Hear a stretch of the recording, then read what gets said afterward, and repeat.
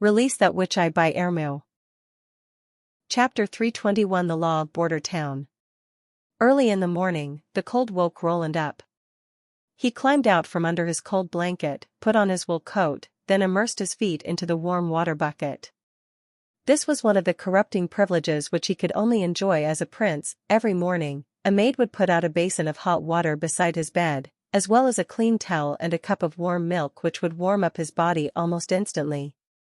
Of course, compared to the powerful nobles who had other methods to constantly keep their beds warm, he felt that this was good enough.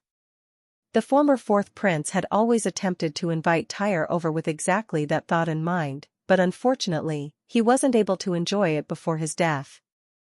However, the new Roland didn't enjoy this practice, so when the position became vacant he had filled it with an elderly but experienced maid instead. In fact, this choice proved to be the right one.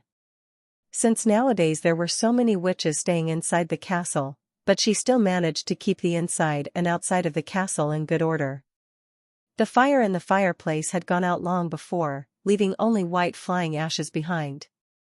Through the cracks in the open window, the cold wind blew into the room. It was so bone-chillingly cold that it was hard to believe that it was still autumn. Roland dried his feet, then washed the rest of his body with another tub of hot water before going over to the window and closing the small gap he had opened through the night. Even though open fireplaces were very common in this era, he was still worried about the issue of carbon monoxide poisoning, and thus he always left a small gap open before he went to bed. This way, with the fire burning, the temperature could be kept all the way through the first half of the night, but after the fire went out there was no difference between the temperature inside and outside when morning came. I have to come up with an idea to solve this problem, Roland thought, or I won't be able to sleep in the future. After eating breakfast, Roland took Nightingale, his chief knight, and his personal guards on a routine inspection of the city walls. The vast expanse of grass between the new city wall and the old city has become a vast expanse of white. As they walked over all the thick snow, the soles of their shoes made crunching noises. Lifting his head, he saw a pale gray sky and falling snowflakes that occasionally came floating into the gap between his coat and his neck, bringing with it traces of coldness. He knew that it was very likely that this kind of weather would continue until spring next year, or it might even be longer. How is the situation at the defense line? It's much better than the last time, Carter Lannis said, looking relaxed. Most soldiers of the First Army have already gathered experience on the battlefield. Furthermore, now that we have these revolving rifles, 10 guards are already enough to protect about 100 meters of the city wall, and suppress all the demonic beasts that appear at the feet of the wall. In addition, compared to the old stone wall, the new wall is about half a meter higher, which is a height that is very difficult for a wolf to reach. Due to this, the defense has turned into mere shooting practice for the soldiers. As long as no mixed species appear, these monsters won't ever be able to step 1 foot past the defense line. It seems everything is well. As Roland boarded the wall, all the soldiers he came across gave him a salute, standing straight with their head held high and their chest out. Just by looking at their spirits, it was already clear that the soldiers had completely changed from the time they spent as part of the militia. At that time, although they stood side by side on the wall, seemingly uniformly stabbing with their pike, it was in truth nothing more than a conditioned reflex formed after repeated training. The expression in their eyes was war-numb, their movements were all stiff, and when someone took a closer look they would immediately see that most of them were trembling slightly. But the soldiers' eyes at this moment were brimming with self-confidence. After going through the ceremony, they immediately turned around and continued to monitor the battlefield. Walking along the city wall toward the concealing forest, the area became much livelier. The temporary shelters for the serfs and refugees was arranged within this area. When Roland looked down from the top of the wall, it seems as if many slopes were arranged in lines parallel to the wall, looking like upward and downwards moving waves. Each of those slopes offered a place for 10 rooms, with an inner structure that was identical to that of a cave. The thick walls were able to maintain the indoor temperature, while the Kong heated the room and a linen cover at the entry kept the cold out. The whole area was divided into 2 blocks. The one close to the wall was called the west side and was used to shelter the refugees, while the east side set further away from the wall has been assigned to the serfs.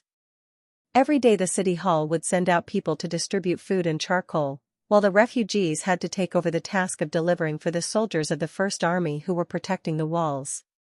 As for the serfs, most of them had all the wheat they needed.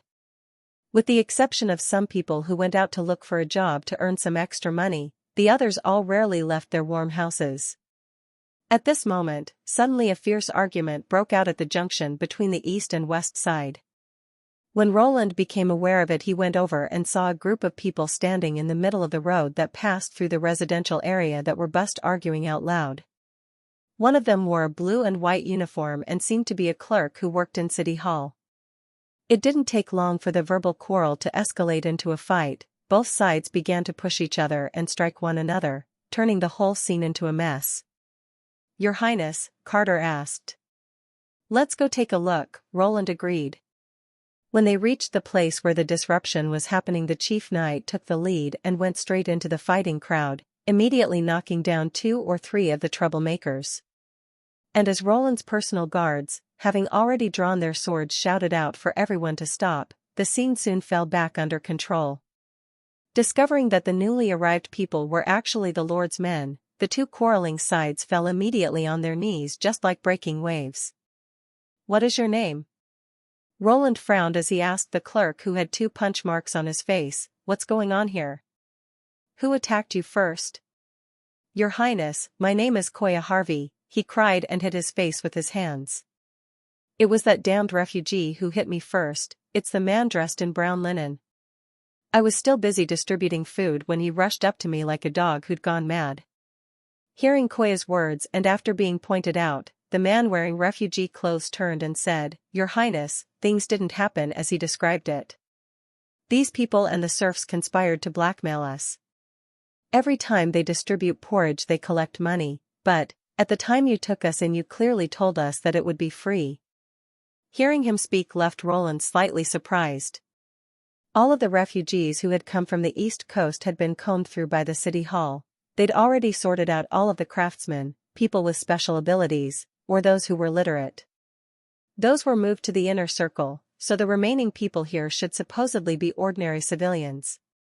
But judging by his tone of voice and his choice of words, it didn't resemble a civilian at all. In contrast, it was the man from the City Hall who had used words like damned dog and other insults, which left a really disappointing appearance. Since he had a well-known family name, in all likelihood, he was one of Duke Ryan's former people. "I have said that before you are officially incorporated into Border Town, the porridge and shelter will all be free of charge," Roland repeated once again in front of the refugees. Today, those words are still valid. His Highness is merciful. Long live the Lord. Thank you, Your Highness. The refugees began to shout while kowtowing. But at the same time, Koya Harvey's face turned livid. However, fights within the inner territory resulting in injuries are a violation of the law. In particular, attacking a member of the City Hall, Roland said, then ordered his personal guards, "Take all the refugees and serfs who started the fight and bring them to the castle. I will personally try this fight." He paused, and then looked at Koya with interest. "I would also like to ask you about this matter of charging for the porridge." Chapter 322 Western Territory Security Bureau. Returning to the castle hall, Roland went to sit in the Lord's seat that was overlooking the subjects gathered within the hall beneath him. In his memory, the only time the 4th prince has ever used his right to exercise a trial was the first time he had come to Border Town. Later, after his fallout with the nobles and his dissatisfaction with his current lifestyle in general, he had thrown everything into the hands of Barav, never asking him anything about it. Seeing that everyone was present, Roland called for the trial to begin. At first, he let all sides state their case, then he asked them questions of his own. With Nightingale there secretly assisting him, it wasn't necessary for him to determine who was deliberately lying and who spoke insincerely, nor did he need to have the meticulous mind of a Grim Reaper. Concluding who was responsible became effortless and simple. Soon the whole truth of the story was revealed.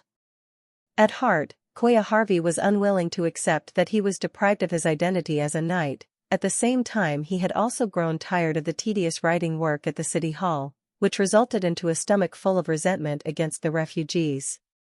He made use of the opportunity presented by the distribution of the wheat porridge to purposely charge the refugees a fee and instigate dispute between both sides. He deliberately told them that it was because the serfs didn't turn over all their grain that the wheat stock wasn't enough, and for that reason they could not give out porridge free of charge. In fact, what made Roland the most aggravated was that Koya was only able to charge them for several days because he had been wearing the eye-catching uniform of the city hall, and that the refugees had been worried about the possibility of retaliation from officials that they kept silent. Until today, when a refugee named Vader had stepped out in protest against his behavior, and from this commotion everything had then been exposed. When Roland finally understood the whole situation, he felt relieved. An organization on the rise should be brimming with vitality, full of youthful energy. Later on, when the situation was more stable, corruption and rigidity would be inevitable, but that should only be something that happens after the unification with Longsong Stronghold.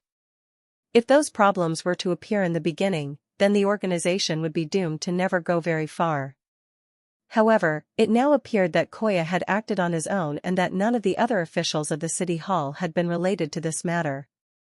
Furthermore, it was only a matter limited to extorting money, and not the thing he had feared the most, which was serf selling and reselling grain in private. Of course, to some extent, Roland was also the one responsible that the situation had developed to this.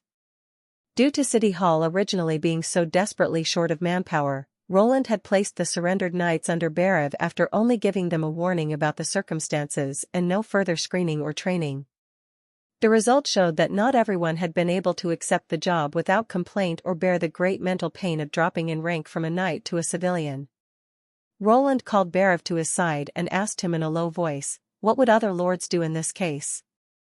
"Your Highness, there are two possibilities," the latter respectfully replied. "If the offender is a nobleman, after paying a few gold royals the situation would be turned over and they could be let go without any further punishment. While the punishment for a civilian attacking a noble can be big or small, from cutting off one hand to flogging." "But Koya is no nobleman," the prince responded. "I have deprived him of his title." "Yes, that's true, Your Highness. In this way, the disposition will be based entirely on the mood of the lord." "There are no fixed numbers?" Berev shook his head. Hearing this, Roland began to frown. That it is entirely dependent on the mood of the lord means that in the eyes of the nobility it doesn't matter how civilians are treated, they do not consider them as people at all. In addition to cutting off hands, breaking feet, whipping and pulling fingernails, are there any common punishments? For example, imprisonment? Imprisonment? Berev asked, startled. "You mean to simply lock them away? What kind of punishment would that be?" "A prison is only a temporary place for holding the sinner. Sooner or later they will be brought to trial and their case will be closed. During their imprisonment, you have to feed them the whole time. I'm afraid that it would be a reward for some people." "Well, it seems that the general term of imprisonment used in later generation won't be very useful here."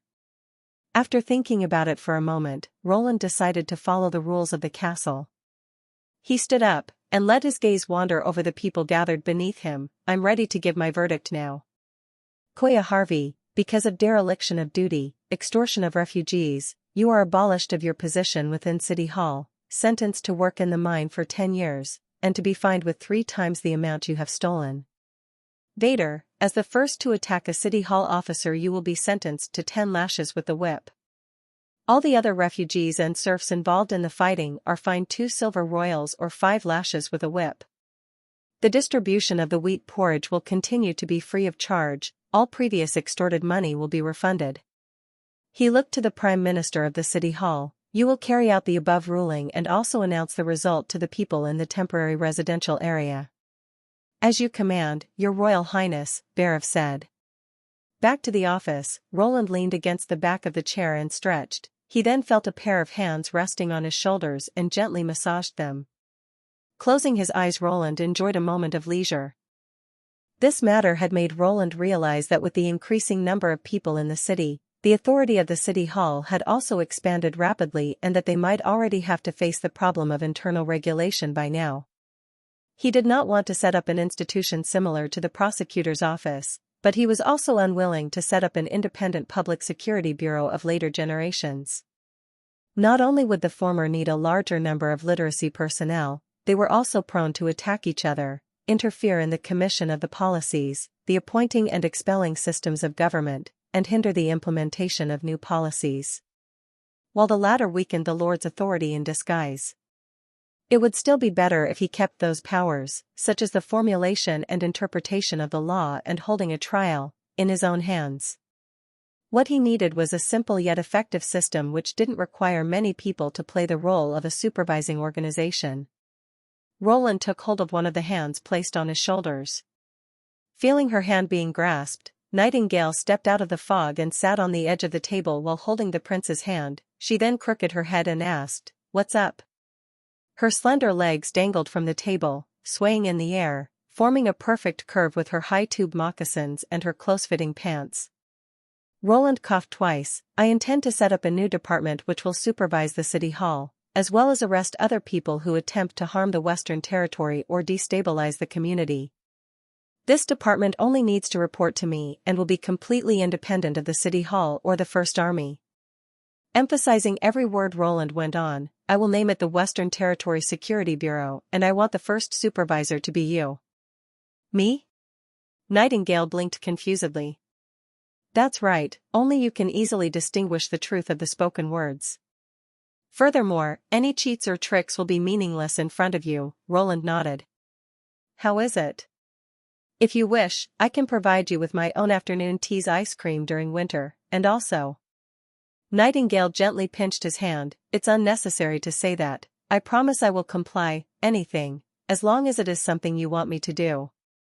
Roland suddenly felt a bit embarrassed. She laughed, but didn't let the silence continue for too long and instead said, "But what should I do?" "Well, the supervising part will be very simple." The prince got his emotion back under his control. "I will set up an accusation box at the entrance to the castle area. Thus you only have to check the contents of the reporting letters inside. If you wanted to solve the problem in the least costly way, it would be to use the masses to supervise, as well as make the city hall supervise itself. Just like last year when they had caught the spies during the months of demons. For future generations, this method wouldn't be easy enough to use. No matter if it was the reported target or the reporter themselves, it would need a lot of effort to verify. Simultaneously, there could also be cases of false reports, mistaken reports about correct situations, and not to mention deliberate framing. But in front of Nightingale's ability, these shortcomings wouldn't be a problem. Verifying the information would be very easy for her. She merely had to question the accuser in person. Truthful reports would be rewarded while false accusations and false reports would be punished. Centering the implementation around these 2 points, the system was bound to be extremely efficient. As for maintaining the stability of the Western Territory, and eliminating threats and hidden dangers, it will be more resemblant of a national intelligence system. However, for this, I will slowly extend your hands until your eyes are spread over the whole of the Western Territory. Chapter 323 Ministry of Public Security. Roland already had a rough plan of the future public security system for his territory. At present, the town had a population of about 20,000. Besides the local indigenous people, there were also people who had immigrated from Long Song stronghold as well as the refugees who have escaped from the eastern region. By the time the messengers sent by Barav came back, they might already have brought people from the northern or southern region of the kingdom and as a result would further complicate the cultures that the population consists of. With all the different morals, conflicts like what had happened today would only become more and more common. He would therefore need to establish a public security system to separate the First Army's task of patrolling from internal and external violence. He had already thought of this issue before but had not thought of anything definite because of how few staff he had. However, now that he had the First Army to fight against the demonic beasts and the population was growing very rapidly, the time to implement his plan had come. By formulating and interpreting the laws himself and holding trials of major crimes, he would be the first and also the final instance. The public security would capture criminals according to the law while also settling civil disputes. The Security Bureau would be responsible for maintaining the purity of the system and to effectively prevent the corruption of the systems. They would also use public security personnel to carry out the corruption cleaning operations and in that way save on human resources. This was the outline for Roland's security system. The ideal situation would be if he could first try to run the security system in Border Town, and by the time he had established Border Town as a city next year he would expand the system to the whole of the Western Territory. By then, no matter if it was an autonomous lord's territory or not, they would all have to implement the same set of laws and accept the rule of a unified department. Only he alone would be able to stand above the law. As the mightiest noble of the Western Territory, Roland knew that it was unrealistic to say that everyone was equal before the law, nor could he abolish the aristocracy. But at least he could make sure that the traditional system of feudal fiefdom does not exist within his city anymore. If they wanted to get the protection of the Western Territory, they would have to hand over their power of self-governance. As for the head of the Ministry of Public Security, Roland already had the right person in mind for that. Someone filled with a strong sense of justice while also not being pedantic, Carter Lannis would be a fitting choice. Asterisk.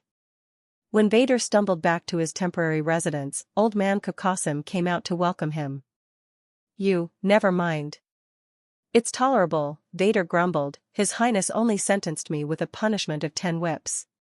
Let me take a look, Kokosim eagerly stepped forward. Go back to the house, Vader said as he walked into the house where the warmth inside immediately dispelled the chill within his body.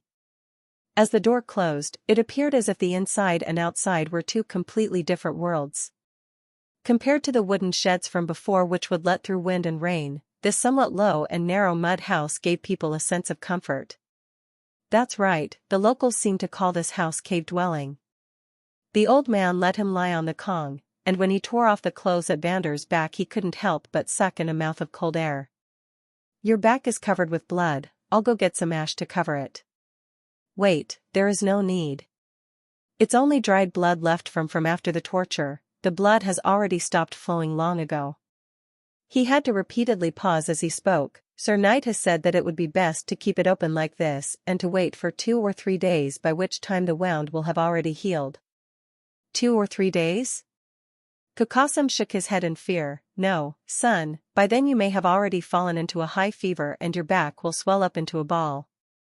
Even if you might have a strong body, you will still need at least a week to recover. You of all people should be aware of what happens when a disease flares up. You may not believe it, he licked his dried lips. But I don't feel much pain from the wounds on my back.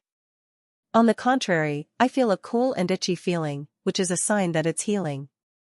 After they finished the whipping they splashed a bucket of water on my back. Salt water? The old man frowned.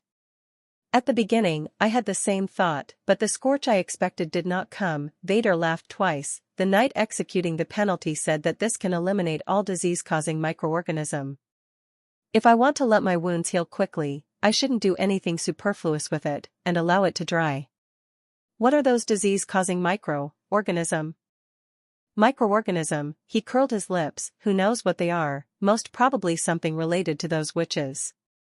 The old man lowered his head, then after a long time he opened his mouth again. You shouldn't have stepped forward because of me. If it is only words it's still bearable. If we were to keep on enduring it, we would have to suffer under an even more severe treatment. I know that kind of person, they have the morality and appearance similar to many of the nobles living in King City, Vader spat. I've heard that in this area the snow will last for several months, but the money we have won't last until then. He paused, and I also deliberately picked that time to hit him. Caused, deliberately? Kokosim asked disbelievingly. Yes. After all, the prince will always appear on the west side of the city wall at this time of the day. Since he had promised to give us free food, he must hate this kind of behavior which is damaging his reputation. Thus, this was also the most effective way. If we had merely caused a simple fight, it wouldn't be certain that it would ever reach His Highness' ear. After all, Kohaya Harvey might have received instructions from others. So if any of the City Hall officers wanted to suppress news about this, it would become meaningless regardless of what we said. But he could also have been instructed by His Highness. The possibility that this was the case was very low. If His Royal Highness wanted to save his money, then the 3 meals he promised would be reduced to 2 meals. Furthermore, I have inquired about him in advance, and no matter whether it is the local residents or those serfs, all of them praise His Highness' kindness and wisdom. Vader said, smiling proudly. You see, I wasn't gambling or anything like that, right? Originally, so that's how it is, the old man sighed in relief. It seems you really have considered everything already. But there was also a part one hadn't guessed, Vader thought, that was the penalty. Working for 10 years as a patrol officer in Valencia, he had a profound understanding of the ugliness hidden beneath the city's glamorous appearance. There were more than a dozen of nobles who have used their power to blackmail, even among the ranks of the patrols. Therefore, there wasn't much need for him to want to punish these nobles. His Royal Highness's reaction had been basically the same as what he had expected, it was only that the amount of punishment was beyond his expectation. In this kind of circumstances, the lords who mind their reputation would have ruled the suppressor as the innocent party, but he instead had punished everyone. It seemed that His Highness cared more about the system than of his reputation. For a lord, accustomed to doing as he pleased, to care so much for his subjects, this was something that was rarely seen. What are you going to do next? The old man asked after a moment of silence. Just like Sir Knight had said, rest for 2 days, then continue as before, and help those guys carrying those strange weapons by delivering groceries. You could have lived a decent life together with the craftsmen in the inner city. But it would be impossible for you to get in, Kokosim. So, stop talking about this, Vader said, shaking his head. I refuse to leave you behind. This old man was neither his family nor his elder.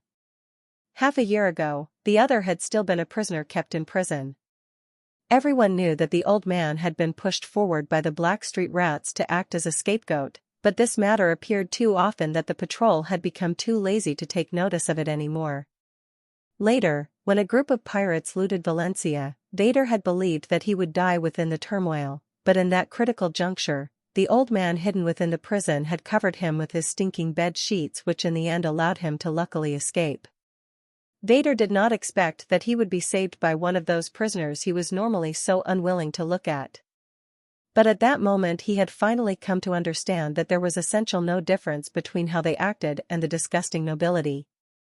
The other 2 people in the room were both aware of Kokosim's identity, but since he was looking after him they didn't dare to touch him. However, in case he left, they would certainly try and make trouble for the old man. Don't worry, everything will be fine. Vader patted his counterpart's shoulders. 2 days later, he heard the news from the inner city that His Highness was recruiting for the positions in public security. Chapter 324 Signs of the Sea. Hey, girls, do any of you want a bowl of fish soup? Captain Jack asked after stretching his head into the cabin, as smoke curled up from the pipe he held in the corner of his mouth. A lucky fellow caught a large tailless trout just a moment ago. Thank you, Tilly Wimbledon nodded. We'll come over right away. Is it fish soup again? Ashes said regretfully after the captain left, where in the world is such tasteless fish soup even remotely tasty? You can ask for a little salt if you want to add it to the soup, Breeze laughingly said. Pepper would also be alright, but that's more expensive. I'm afraid Mr. Jack won't want to give it to you. Don't put anything into the soup. Boiled soup keeps its original flavor, while also keeping the quality of the food itself, Andrea said, gracefully sorting her long light golden hair. Lady Tilly, I would presume we were supposed to go to the captain's room. As long as it is something warm we should go over right away, Shavy, who had the shortest stature of all of them, muttered, my toes are stiff. Following along the stairs the group entered the captain's cabin in the Charming Beauty. One-Eye Jack stood near the porthole, looking at the white track of the rolling waves spreading out behind the ship. This damn weather, how can it suddenly become so cold? He asked, puffing out a cloud of white smoke. Oh you 3 gods, it's supposed to currently be mid-autumn, Maybe the gods just fell asleep? Ashes said and shrugged. Pei, you can't say words like that when you are in the middle of the sea, Captain Jack grinned. The Emperor of the Sea is always keeping his eyes on us, he said and put his hands on his stomach before making a praising gesture. Let it be for now, we shouldn't think too much of it. Let's first fill our bellies with warm fish soup. In order to fully enjoy the warm food in the captain's room, he did not hesitate to open a big hole in the floor, put a brazier frame in the middle, and fill the space that was left with sand. In this way he could keep the heat isolated and avoid igniting the whole ship. A large pot of soup was bubbling above the brazier, making a rumbling sound and filling the room with an overflowing fragrance. The 6 people took their shoes off and sat in a circle around the brazier. They buried their feet in the warm sand, completely surrounding their ice-cold toes with the hot gravel and enjoying the warmth from the burning charcoal. Tilly received the fish soup that the captain had offered her and gently blew on the piping hot soup to cool it. Compared to the milky white surface of boiled black-tail fish soup, this bowl of soup was a deep yellow with oil bubbles floating on its surface, giving it a crystal sheen when reflecting the light. When she occasionally saw some green and white specks within the soup, she knew that the captain had taken some goods from his own reserves. After all, due to frequently sailing for several months on end, it resulted in that the crew could hardly ever eat fresh vegetables and fruits. Thus, these soft green onions were obviously some vegetables which he had deliberately preserved within iced saltpeter. The fragrance of the green onions neutralized the fish's own fishy smell, and harmoniously mixed in with the ginger and ale, making it taste all the more rich and delicious.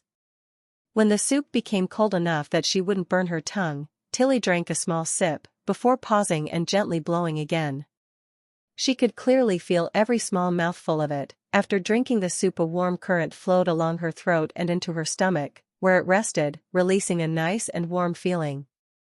The chilliness soon faded, almost as if her body was experiencing a slight fever. "Try and add some pepper," Jack said, pointing at the seasoning jar standing next to the brazier. "In addition to enhancing its taste even more, it will also especially expel the cold.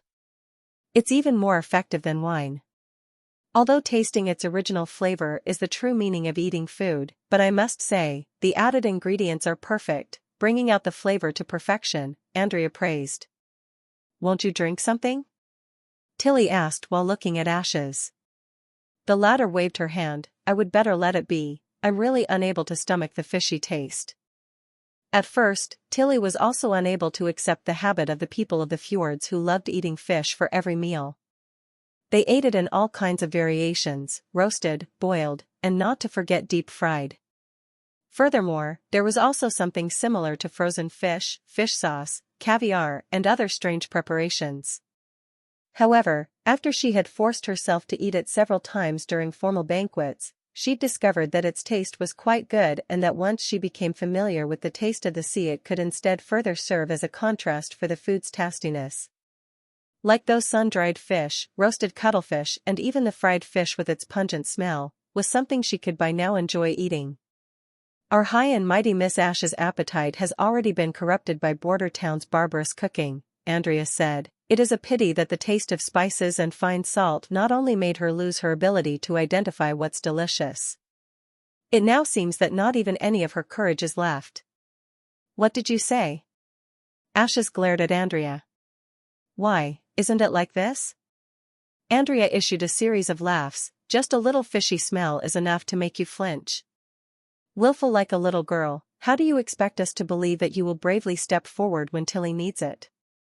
"So it was actually like that. It seems you want to provoke me to play with you." Ash's voice suddenly became gentle. "Give up, Border Town has a terrible weapon.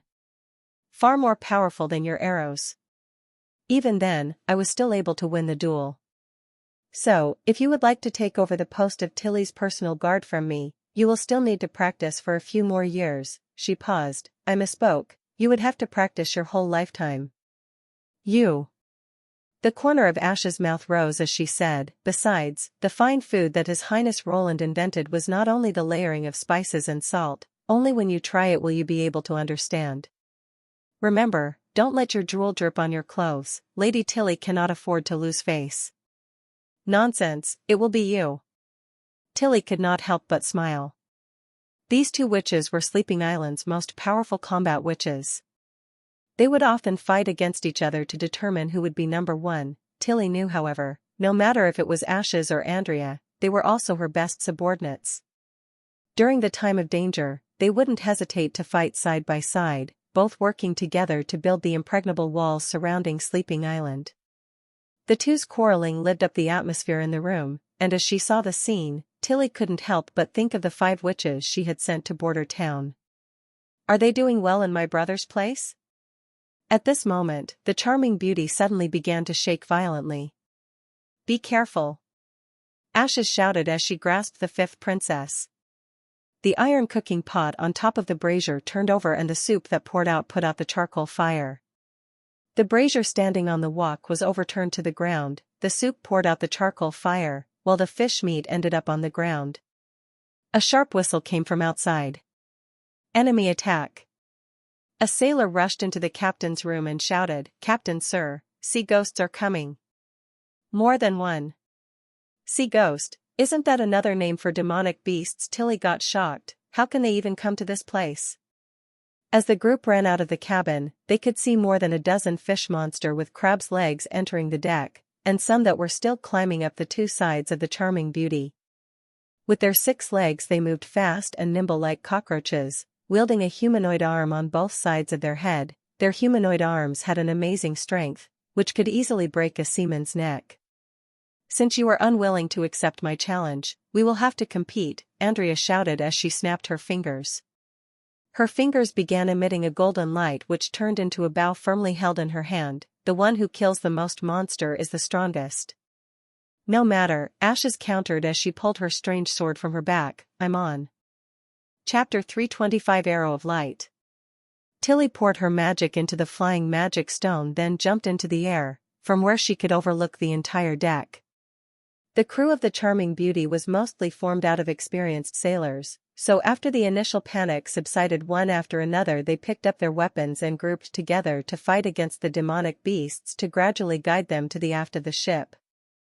It was obvious that it would be impossible for them to defeat such a large number of enemies with their strength alone, so their only hope lay in the witches that were together with them on board. When Ashes joined the battle, the situation quickly changed. She was like a gust of wind, causing all the monsters to cry and scream as she passed. Any demonic beasts daring to face her sword met with a clean cut, leaving with severed limbs scattered all across the deck. Unwilling to fall behind, Andrea released one arrow after another. Her magic longbow allowed her to use any object at hand as an arrow and release it with an alarming power and accuracy. So she rarely prepared a conventional feather arrow, but rather a bag of glass beads. The glass beads were solid enough that it could cross a distance of 20 paces and penetrate the demonic beast's head, turning the brain into a mass of paste, only allowing them to weakly twitch before turning limp, without even managing to release a single miserable cry. Breeze and Shavy pushed their way back and forth over the deck and rescued the injured sailors. Under the protection of an invisible barrier, the demonic beasts weren't even able to come close to them. Even on seeing the demonic beasts quickly being beheaded, and their number rapidly beginning to dwindle, Tilly still did not dare to relax. These fish-shaped monsters were clearly not enough to cause the violent shaking that the charming beauty had felt at the beginning. Instead, it was as if there was a huge monster hitting the bottom of the ship from below. Without the protection from Molly's servant, the force would have been strong enough to turn the ship into a piles of broken wood floating in the sea if it managed to hit the ship a few more times. At that time, the witches would just barely be able to protect themselves, while probably only a few seamen would be able to escape, ending up in a fish belly. Just like she had expected, the moment Ash's sword had cut down the last demonic beast, a gigantic shadow, which was much too large to be a fish, appeared in the water in front of the ship's hull. It quickly approached them and once again bumped into the charming beauty. "Be careful!" she shouted. Her voice had hardly fallen when the shadow once again passed beneath the bottom of the ship, causing the sailboat to start violently shaking. 2 masts began to issue a series of cracking sounds, as if they would come crashing down at any moment. Fortunately, the shadow didn't attempt another attack, and instead quickly disappeared into the depths from where it could attack the charming beauty with its back, shaping its knife and fork for a satisfying meal. After dropping down back on the deck, Tilly quickly summarized the situation. "We must force it out of the sea, otherwise sooner or later this damn monster will manage to sink the ship," Ashes declared with a frown. "I'll try it," Shavy said. Since it's coming from beneath when it hits the bottom of the ship, as long as it gets in close enough, I could use my barrier to stop it. Oh, Emperor of the Sea above, old Jack cried out as he wiped the sweat from his forehead, if it's really as huge as Lady Tilly said, I'm afraid that ordinary attacks would be unlikely to work against it. So how would you kill it, even if you are able to force it out of the sea dash?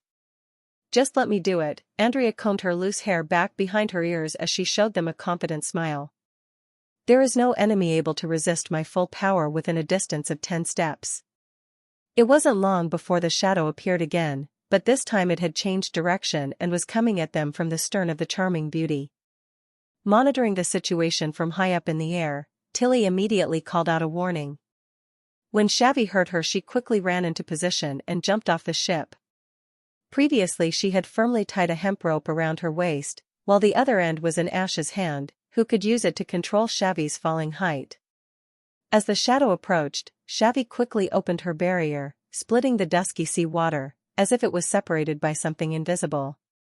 As the monster rushed into the barrier, its huge bulk stopped and Shavy let out a pressured groan. Her hands were hanging down beside her body, as if she was using an enormous amount of strength. Looking down, the shadow beneath her feet was rapidly expanding, and the water was rising violently. Quickly pull her up, Tilly shouted as she rushed downwards. Using all her power, Ashes single-handed pulled on her end of the rope. The moment Shavy fell on the deck, a huge sea monster came roaring out of the water, causing waves which made the charming beauty sway heavily. The monster looked like a mixture between a shark and an octopus, with a triangular head which was covered with several tentacles, all of which shot straight toward the deck. Even without hearing its cry, it became clear that the unfathomable impact has made it incomparably angry, as it let its adult thigh-sized tentacles rain down onto the ship, trying to break everything apart, but even from the beginning up until the end it had no way to penetrate Shavy's defense. Andrea. Ashes bent down, entwined her fingers and formed a step with her hands.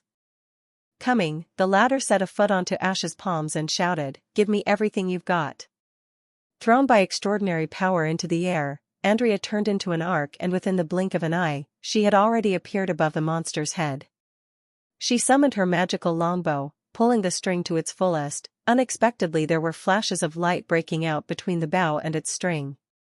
Rather than flashes of light, it seemed as if the sun had actually come out from behind the clouds, reflecting across the sea's surface in a golden luster. Go! The light flashed, and with an ear-piercing cry, an arrow, made purely out of magic, it drilled right into the monster body like a strike of thunder. The monster's gray-brown skin suddenly swelled, and golden cracks appeared all over its body, before finally, with a loud explosion, it shattered. The huge explosion created ripples across the surface of the sea. Its blood, which was as black as ink, dyed the sea a pitch black, while viscera came falling from the sky like rain. The previously attacking tentacles all curled up and sunk back into the sea together with pieces of the monster's blown-up head. Andrea crashed into the sea. Ah! Help, help, I can't swim. Guru, who's going to pull me out? Ashes glanced toward the seemingly tired Shiva before she helplessly sighed. She is indeed only a handsome fool, she said, then unhooked the sword on her back and jumped into the sea to swim to Andrea's side. As the threat of a sunken ship was lifted, Tilly finally felt some relief. At least she no longer had to worry how they were going to travel on their own to Border Town. But just at that moment, she suddenly felt something cold on her nose. Raising her head, she could not help but freeze on the spot. She could see snowflakes falling from the gray sky, flying around like white fairies, filling her entire field of view. This is snow? Tilly asked in disbelief as she looked at the melted water on top of her hand. Grey Castle has snow during autumn? Well, it's like I said. The further west we go, the colder it becomes, One-Eyed Jack said as he pulled out his pipe. It seems you are really returning toward an abyss of suffering. Tilly was unable to answer, only showing a dignified look. Breeze had originally come from the Kingdom of Dawn, which had a favorable climate throughout the year, while Jack was born within the fjords, where even during the strongest winter it was difficult for them to see heavy snowfall. But for Grey Castle's western region, snow had a special meaning.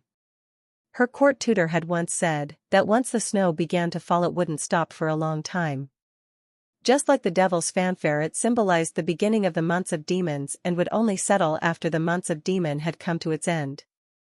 Although the beginning of the months of demons isn't at a fixed date, generally it won't start before the beginning of winter. Can it be that Border Town is already under the attack of demonic beasts? Moreover, those sea ghosts would usually only appear east of the burning fire island, but right now there are even traces of them at the most southern corner of the Vortex Sea. I wonder if those merchant ships sailing between the fjords and the Four Kingdoms are also under attack from these monsters. Tilly was starting to feel more and more worried. Navigating through the whirling snow for 2 more days, they finally saw the hazy coastline on top of the horizon. Chapter 326 Contact. Is this the place where you landed last time? Tilly asked, looking at the tall rocky cliff standing in front of them. From the moment they had first seen the coastline, the charming beauty had followed it all the way westwards, until Ashes finally shouted for them to stop when they've reached the known beach. Yeah, take a look at them, Ashes said as she pointed at the top of a cliff. Tilly followed the direction of Ash's finger with her gaze and saw an orange flag on both sides of the peak flapping in the wind. Although it was a sandy beach when came here last, those 2 flags prove that we haven't taken the wrong road. I also had the same impression, old Jack said. The pipe is always still in his mouth, but the last time they came, it was with a huge balloon which they had used to carry all the women over the mountain. So, how are you planning to get over that? Huge balloon? Tilly asked curiously. That's right, it can fly when it is filled with hot air, Ashes nodded in confirmation. It is said that it's one of His Highness' inventions. The principle behind it is to use the power from hot air to carry the balloon and the people inside up into the sky. The 5th princess looked somewhat worried as she stated, the court mentors have never taught us anything like that. She then spat out a mouthful of white air before continuing, no matter, I will see him soon, and when I do I will naturally come to know the truth. Let's go ashore. Are you sure you don't want to wait aboard until he comes to pick you up? The captain asked, clearing his pipe from Ashes. How are you planning to cross the cliff? Shiva will handle it, Tilly said smilingly. Since it was a naturally formed coastline and no one really knew the depth of the seabed, the charming beauty couldn't approach the shore. So the only way to send the people towards the sandbar was by using the landing boat.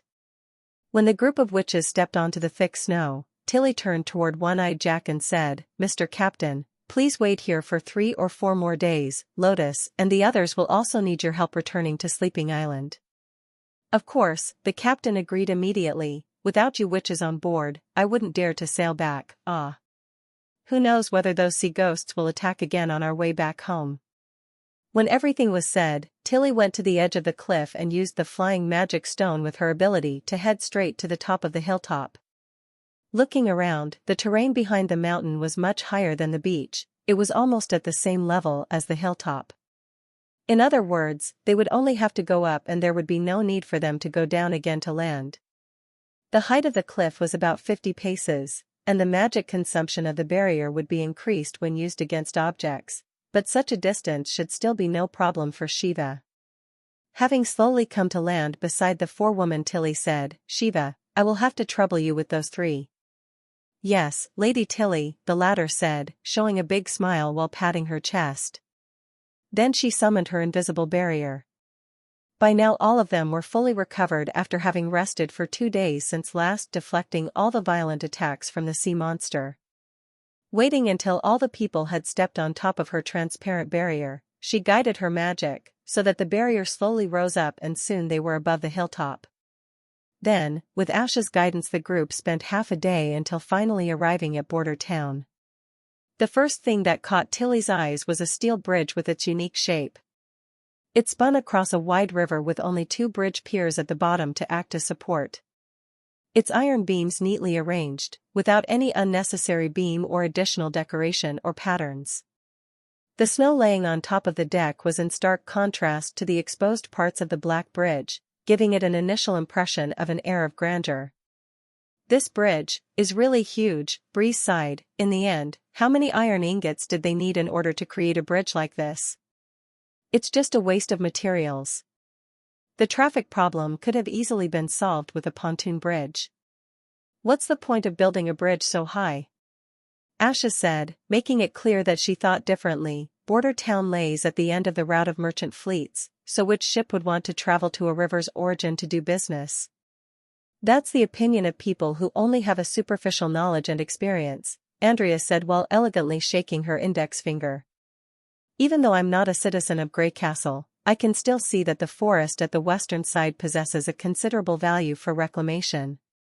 Even though there is no town there right now, that doesn't mean that there won't be one in the future.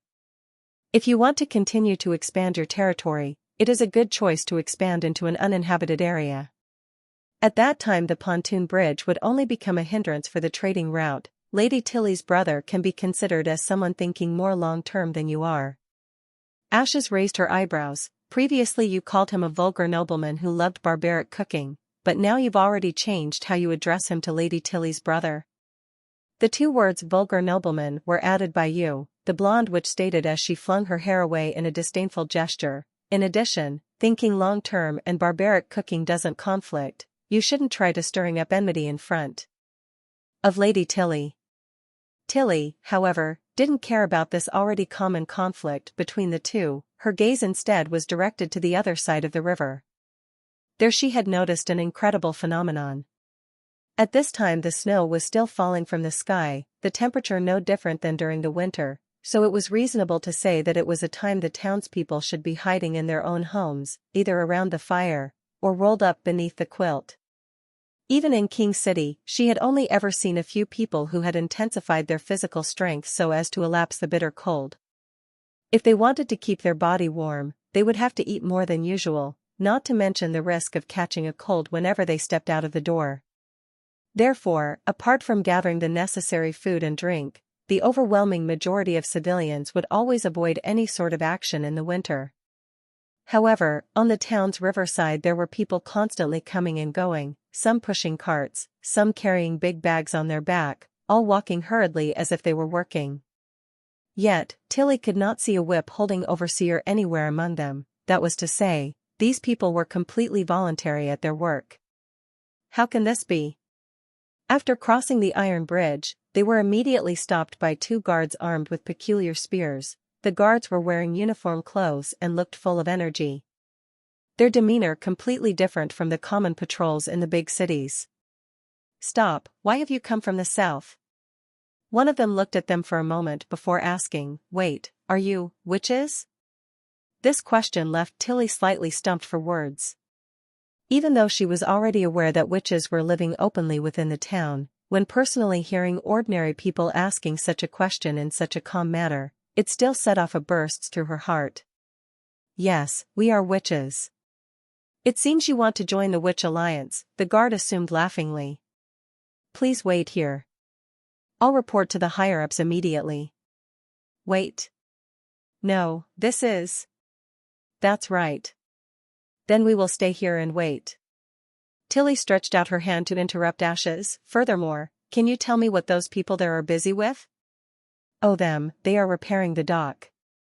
Due to the abrupt snow, there were a lot of things which have gotten messed up, but in the end I really don't know much about what is going on over there."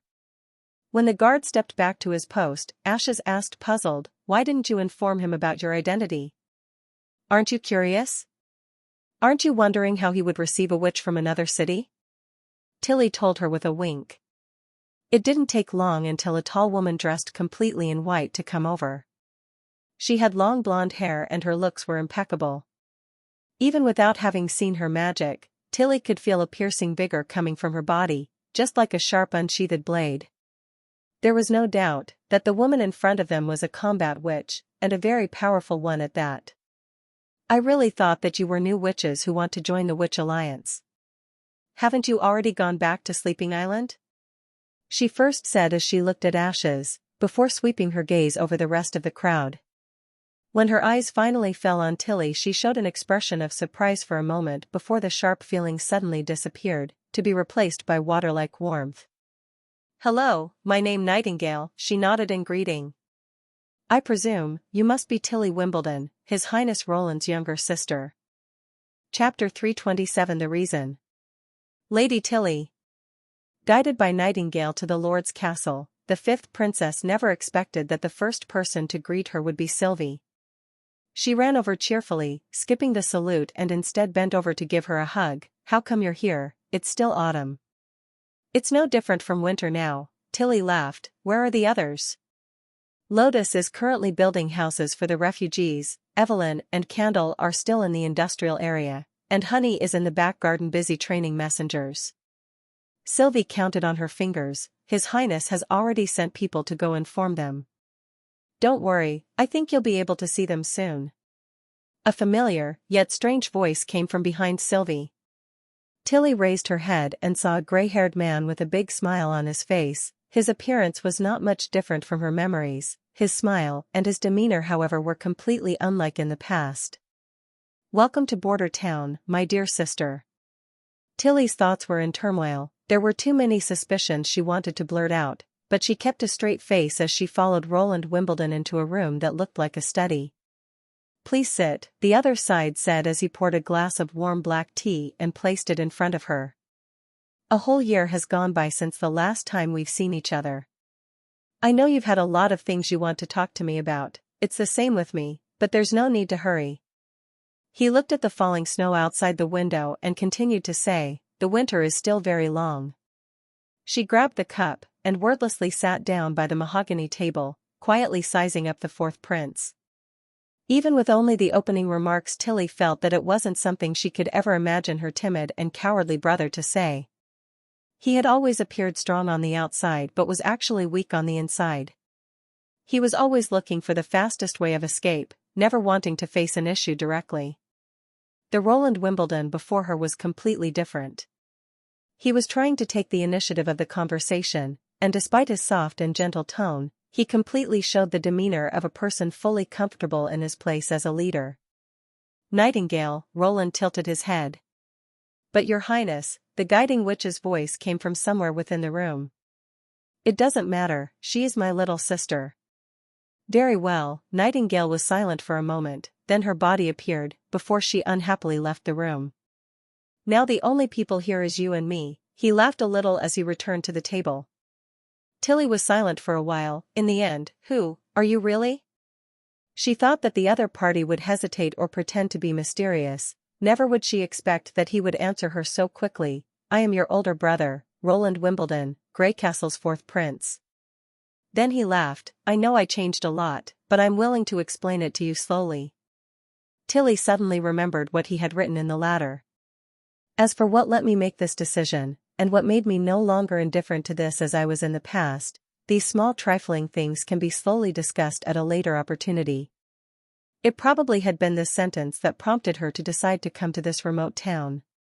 She couldn't help but open her mouth. "I'd be happy to hear what you have to say." The whole story wasn't complicated, but was very exciting. After Roland told her of his experiences after being given Border Town, Tilly discovered that her cup had long since been emptied. She let out a long breath, then reviewed his story once again. Simply put, a witch named Anna moved Roland, and through the saved witch, he became aware of the evil acts of the church and the sinister lies they told the people. Then, with Garcia's assassination attempt, it brought him to realize the dark side of the royal power. Even when he hid in the corner of the kingdom, he still would not be able to evade their viciousness, so finally he decided to change it all. Even though this sounded somewhat dramatic, but with some difficulty, it could count as an acceptable explanation. However, there still remained the question about the strange knowledge. Whether it's the steam engine or the guns, it's impossible that it came from a moment's perception and awareness. "So, you are saying that the ultimate cause of all this is the memories which suddenly appeared in your head?" Tilly asked. "Indeed," Roland said honestly. "I know this is hard to believe, but it's a fact. After I luckily evaded third sister's assassination attempt, that was when I woke up from the coma and came to realize these things. If we say that meeting Anna was the impetus, then the content of the memories was the driving force behind my wish to change the status quo. Was it a witch?" Tilly thought. The possibility of either replacement or control are both slim. Sylvie has already confirmed that the Witch Alliance's abilities weren't unknown. Every day they would undergo a special practice. None of them have powers relating to those two areas, not even remotely. The only possibility left was possession. She didn't eliminate the possibility that they had this kind of ability, which allowed them to invade and occupy the body and obtain the other person's thoughts. But this speculation is equally uncertain. No matter how father thought about Roland, he is undoubtedly one of Greycastle's princes. Therefore, always wearing a god's stone of retaliation was normal for him, and there were always knights and personal guards around to protect him, which made it impossible for a witch who has no hiding ability to get close to him. But, even with such a witch, how can she possibly know so many things that are out of the ordinary? When she was a child, Tilly, besides liking to rummage through the palace library, she also received teaching from several white-haired, erudite and multi-talented court mentors, but even they had never talked about using the power of steam and snow powder to replace animal power and swords. So it seemed that his quirky knowledge had something to do with his bizarre encounters. How will you prove that you are indeed Roland Wimbledon and not just the part which appeared with those extra memories? Tilly knew that this question was quite rude. If he were to act like the former fourth prince she knew, he would undoubtedly have exploded into a rage by now, flipped over the table and stamped out of the room. Because I still remember the matters which happened on the court, the other party's tone remained calm. I think it is a person's unique memory that distinguishes the essence of a person. If a well-known witch was to become exactly the same as you, with only her memories not the same, she would still essentially be another person. Even though I have a lot of strange memories, I do not remember where these came from. However, your weeping expression as you left me when I threw you onto the broken glass is still vividly embedded in my memory, so there is the proof. He paused, of course. I haven't had the time to apologize to you, but I still hope that it will not be too late. Tilly fell silent. The Roland before her eyes wore a clean attire and an expression of sincerity, as if to tell her that it was needless to doubt since it was all true. Obviously, no matter from where she looked at him, the new him was much better than the dandy prince from before, but there were some doubts remaining within her heart. Truly, hard to believe. That's normal, Roland said as if he had seen through her thoughts. There are a lot of things which are unthinkable before you personally experience them. For me, I would never have expected my younger sister would have awakened as a witch, even concealing it from all the people within the palace. However, as I've said at the beginning, this winter is still very long. We will have a lot of time to slowly come to understand each other. It's probably the best solution, at the moment, Tilly nodded, then for the next few months. I'm sorry to be troubling you. Let me handle it, you'll love it here. Chapter 328 Formal Talk. After Tilly had left his office, Roland finally breathed out in relief. Obviously, when in front of a smart person, having to hold serious conversation while also talking complete nonsense created a lot of pressure. Especially, if you want to maintain a sincere and genuine expression. Fortunately, Nightingale's report allowed him to take a breather. Roland took the fact that the witches from Sleeping Island have all returned to the castle as an opportunity to end the conversation. How come you don't have any special feelings when facing your younger sister who's become a witch? Nightingale said as she turned around to sit on the table, occupying a high ground to overlook the prince. He rolled his eyes and ill-humoredly said, "Can't feeling strong pressure also be regarded as a special feeling?" I thought it was a touching reunion, Nightingale said, curling her lips. Previously I didn't have a good relationship with her, Roland sighed. During the time we lived in the palace, I used to bully her. Later when we grew up we both became estranged from one another, so it was an unexpected pleasure for her to come here. Oh? Nightingale said meaningfully, it is unlike you to confront an unfamiliar witch alone, as I see it you are quite trusting of her. That's because I didn't want you to see me lying. Roland decided it would be better not to answer. Instead he refilled his cup and leaned back in his chair slowly sipping a mouthful. In short, you will come to understand it later. Nightingale reached out, touching his lips. You will tell me everything, won't you? Yes. I'll take that as a promise then, she laughed and disappeared. Roland leaned back against his chair, recalling his whole conversation with Tilly, searching for any possible flaw. He had given her the most appropriate explanation that he could think of. Many years of work experience had told him, the more exaggerated a lie, the lower the possibility that it would survive speculation. Therefore, deliberately hiding one's clumsiness during childhood to save face, accidentally finding ancient books, or meeting a hermit who taught him were the kinds of lies that would be easily exposed as long as the other side kept on asking. Furthermore, in addition to being his sister, the other side was also from a witch organization, thus every lie exposed before we form a stable relationship could bring on a heavy blow to our mutual trust. So he chose to tell the truth about the parts that could be uncovered and explained the additional from a sudden appearance of new memories, even though it sounded incredible, but in contrast to an even more incredible thought of crossing over it at least did not have too many negative consequences and also couldn't be claimed to be false. If the latter event was to take place, it wouldn't be certain whether or not she could come to accept a complete stranger from another world. As long as he insisted on his identity as Greycastle's fourth prince, there would be no way to deny it. Furthermore, Roland believed that all she had wanted was to hear an explanation personally from his mouth. Within his heart, he knew that a good leader shouldn't entangle themselves with the past, instead the most important thing would be to move towards the future. The winter would allow him to show her the vast prospects that the western region held so as to ensure their cooperation. Only then would this be seen as a successful first meeting. As for the relationship between her and him, there would be a lot of time to repair it in the future. That evening, they hold a grand banquet in the castle hall.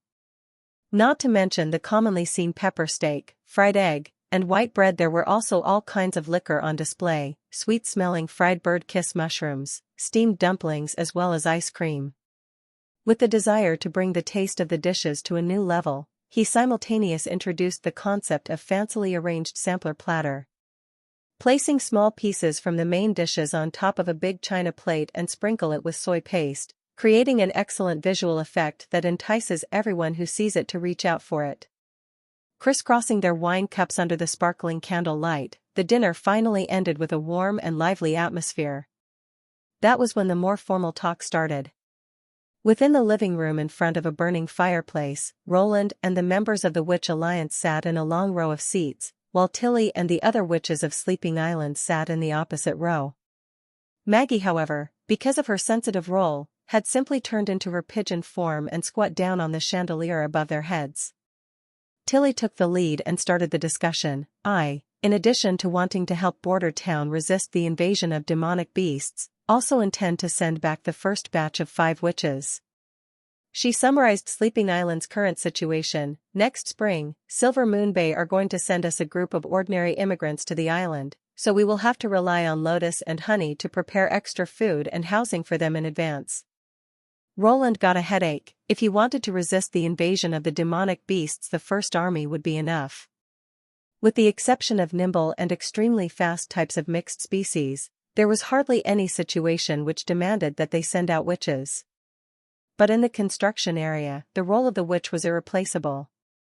At the moment, the path through the mountains toward the new sea hasn't yet been opened, the dock was only halfway constructed, and he would still like to build additional cave dwellings for the newest batch of immigrants. Thus, he decided to ask, "Can you delay their journey for half a month?" "I wish I could agree, but circumstances have changed." Tilly reluctantly shook her head. "We have already met with sea ghosts in the southern part of the Vortex Sea, which are fish-type demonic beast. I suspect that this has to do with the advanced beginning of the months of demons. According to legends, the longer the months of demons is, the more aggressive and fearsome the demonic beasts will be. Therefore, they will have to travel as soon as possible, if we want to guarantee a relatively safe trip. They are not fit to fight." "I know, that's also the reason why Breeze will escort the ship. Her ability is very effective against mentally inferior enemies. We also don't intend to return in the same way we came. Instead, we'll be sailing northward along the coastline until we can reach Port of Clear Water. From there we will take the usual trade route to Sleeping Island. According to recently arrived messenger birds, there haven't been any demonic beasts detected on the routes between the fjords and the 4 kingdoms." Roland still had to make at least one final effort. So, besides Lotus and Honey, would it be possible for the other 3 to stay? Currently, they are only halfway through their primary education, so leaving now would be the equivalent to them giving up halfway." "Puff haha," Tilly couldn't suppress her laughter. "It seems you are quite interested in them." He did not know how to respond to this statement. I would like to know how you are planning to use candles and Evelyn's ability? Curing metal parts and brewing, the former can greatly improve the efficiency of mechanical operation, the latter well. Roland slightly paused. Wine is a very good thing, there are many other uses to it besides drinking. Well, on Sleeping Island they've always been worried that there wouldn't be an actual use for their ability. Furthermore, they were also often.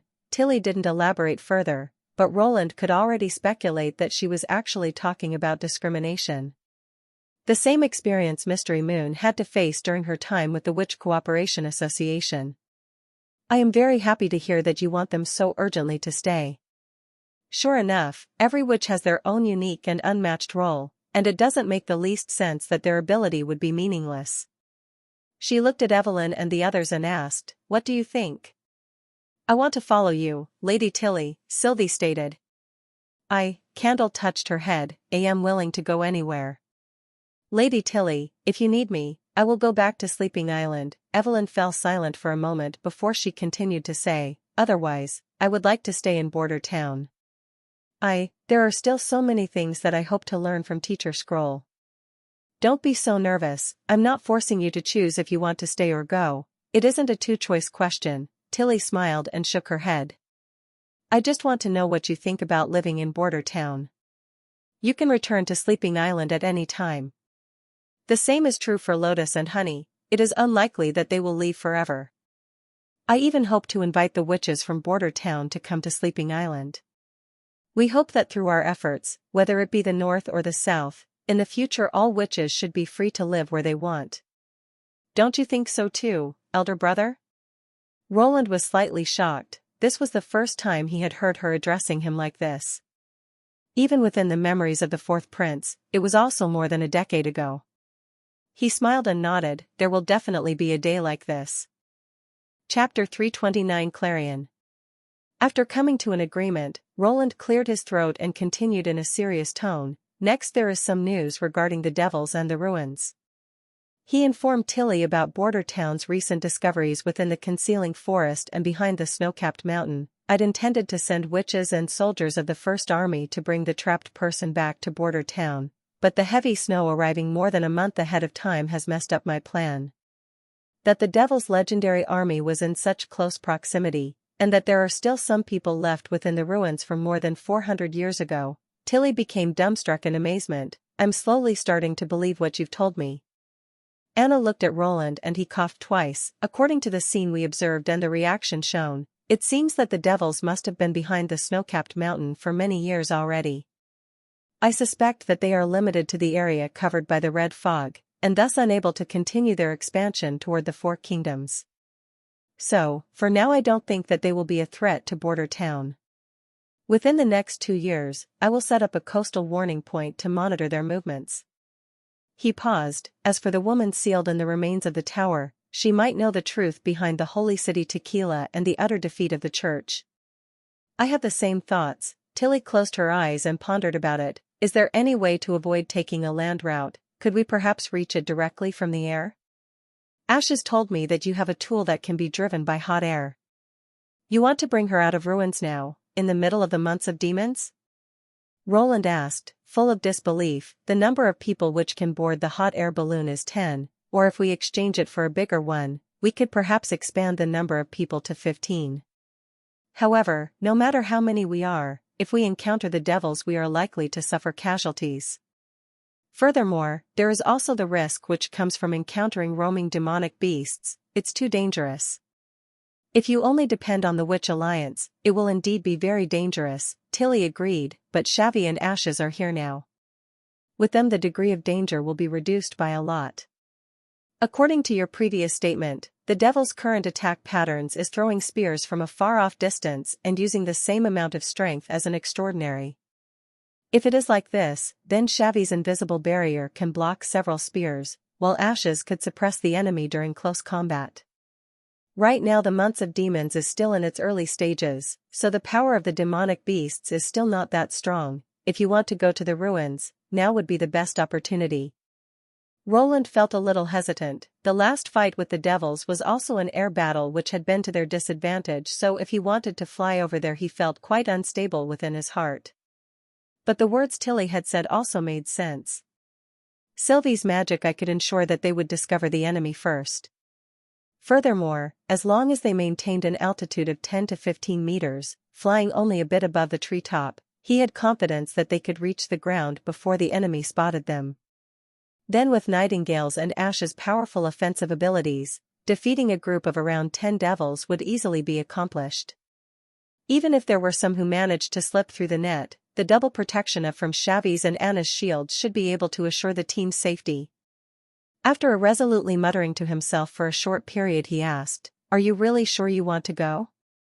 "I feel that this might be an opportunity to unravel the mystery," Tilly said frankly. "This year's advanced start for the months of demons and the sea ghost emerging from the southern sea vortex is always giving me a bad feeling."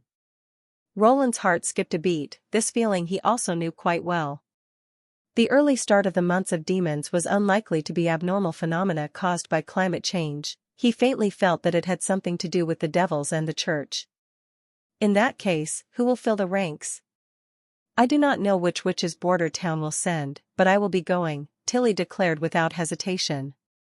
As far as the eye could see, snowflakes were dancing in the air under the gray sky. After repelling the last attack, Maine and Tayfun unhurriedly boarded Hermes' city wall.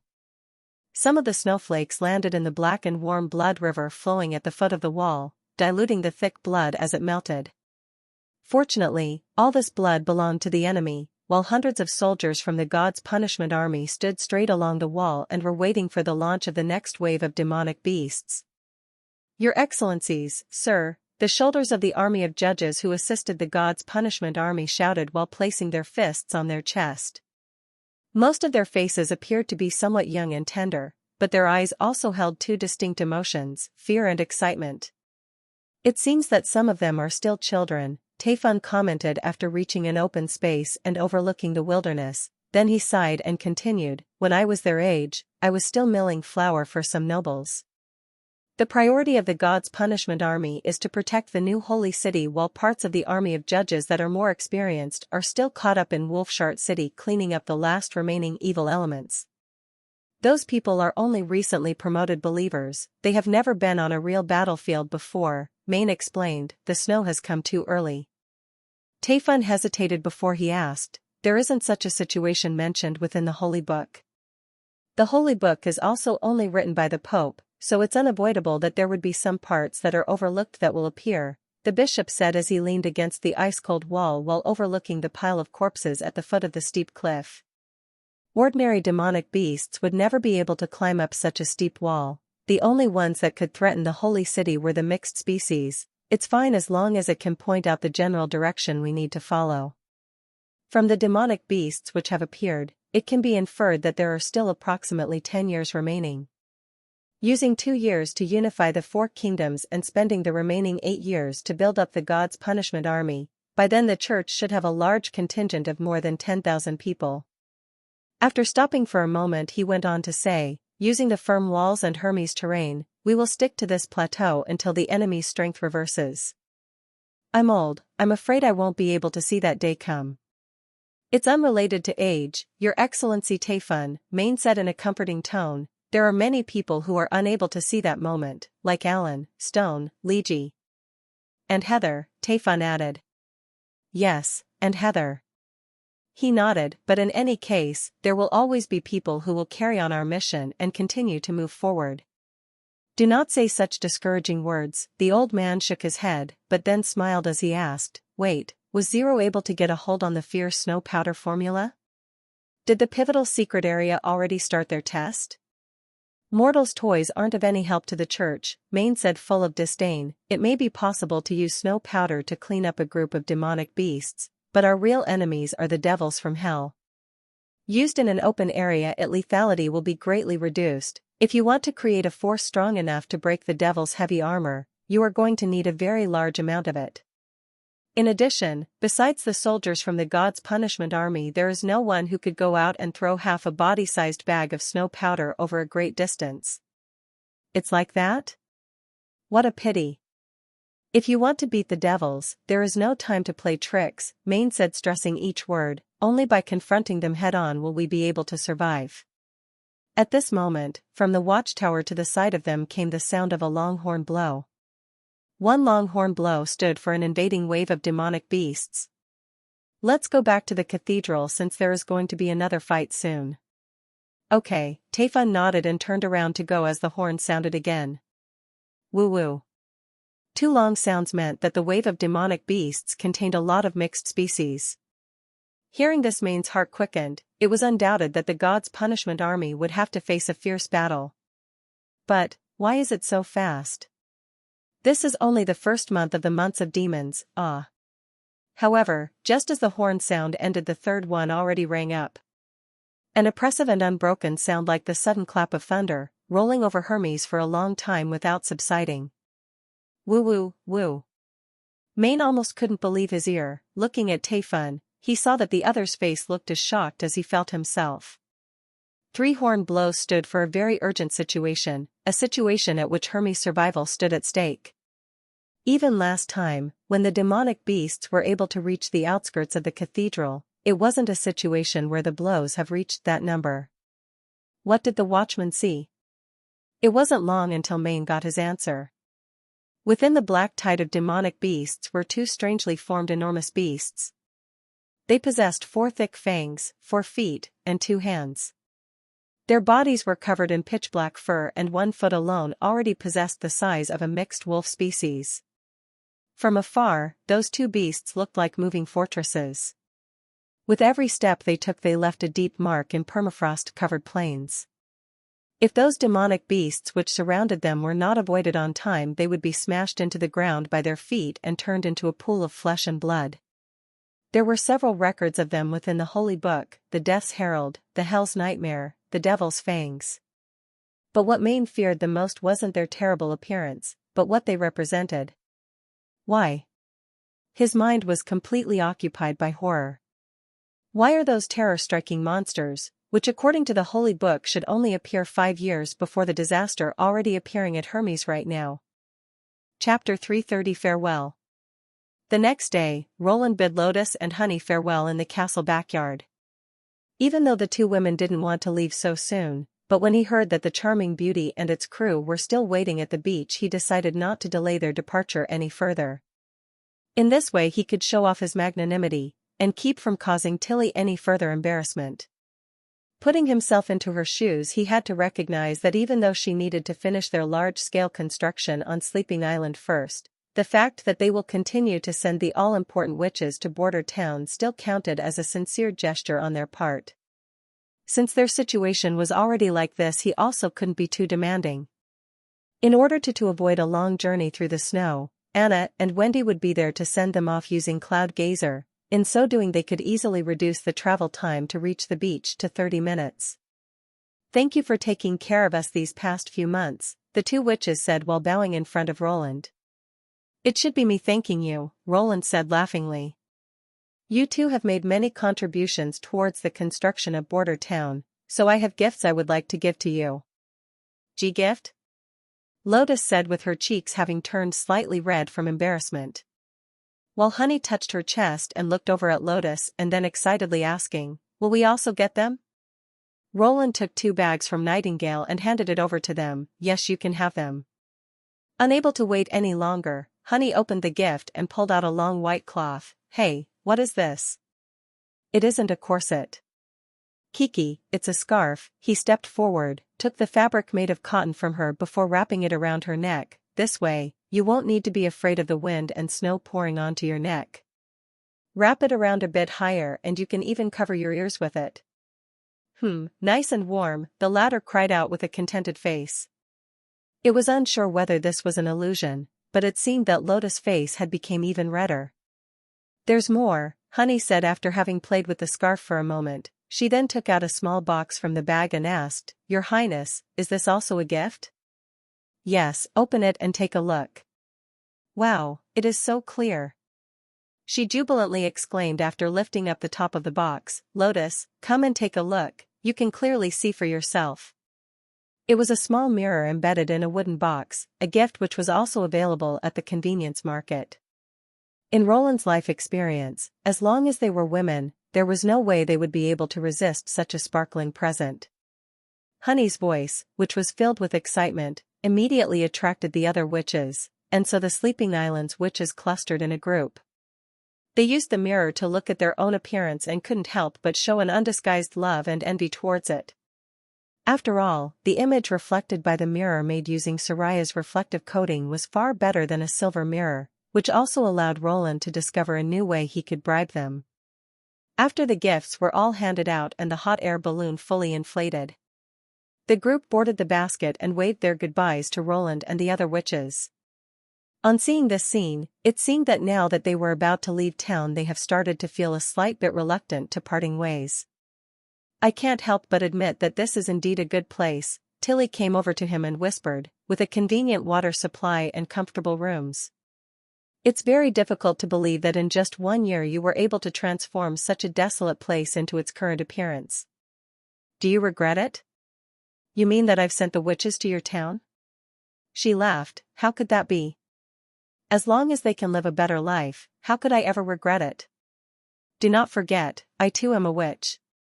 In the white garden, Tilly's smile was pure and beautiful, not a trace of color to be seen. If he had a younger sister like this in his previous life, he would have caused a 100% rate for turning heads if he were to bring her out. But Roland knew, compared to her identity as his sister, his actual relationship with her was more like a partner, a natural ally. From yesterday's decision he could already see that she wouldn't hesitate to take on personal risks to deal with any possible threats. "Do you really intend to go to such a dangerous place?" Roland asked her. "Although you are an exceptional witch, in the end, your ability isn't suited towards fighting."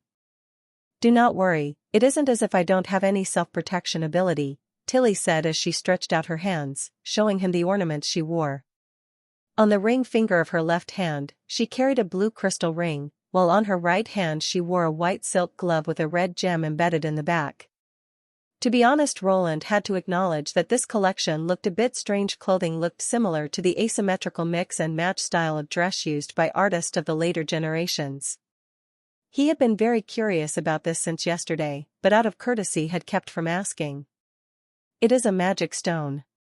This one, in particular, is the magic stone we found within the ancient ruins," she explained. "After putting your magic into it, it can display all kinds of abilities. For example, this ring allows me to fly like lightning." After she spoke, as if to prove her words, her feet lifted from the ground. As if her whole body had turned weightless, she stayed suspended in midair, which had given Roland quite a shock. A witch's ability can actually change through a magic stone? He soon realized the significance this held. If it was possible to order custom-made abilities in batches, a witch's work efficiency would increase drastically. For example, Lotus, if the Witch Union could have several magic stones with a copy of her ability, the construction of the temporary residential area could be completed within a single day. When Tilly landed back on the ground, she pointed at an open space with her right hand, and soon after Roland saw a bright light flaring from her fingertips. After hitting the snow, it left an ankle-deep bowl-shaped hole, which revealing the dark earth of the ground. "Does this mean you can use both abilities at the same time?" Roland asked in surprise. "No," Tilly shook her head. "Within a certain range, the magic stone allows you to use one ability. If I push magic simultaneously into 2 stones, nothing would happen." She smiled. "Originally, I didn't intend to reveal this information to you this early on, but after our conversation from last night, I've come to think that I might have misunderstood you. The fact that you've honestly told me about what had happened in the ancient ruins made me happy, but also a little apologetic." "No harm, I can understand where you're come from. Oh, that's right, there is still something I want to ask you. What is this corset Honey just mentioned?" Roland almost choked on his own saliva. "Kiki, I have no idea, maybe you should go and ask Sylvie or Evelyn about it." "Well," Tilly shrugged, "it seems you still have some reservation towards me." For some time, the prince didn't know what to say. With a wink, she said, "Let's not talk about this for now. Since last night I've had a problem. I've been thinking something. If these sites really did belong to the church, why would they leave these magic stones behind? According to what happened to Ashes, it is most likely that the church is raising their own group of witches. Thus, these items should also have a similar importance to them. Even if they wanted to deliberately bury knowledge of the war after being forced to flee from the devils, it wouldn't hinder them from continuing to use these stones. It just doesn't make sense. Does that mean the church doesn't care about this loss at all?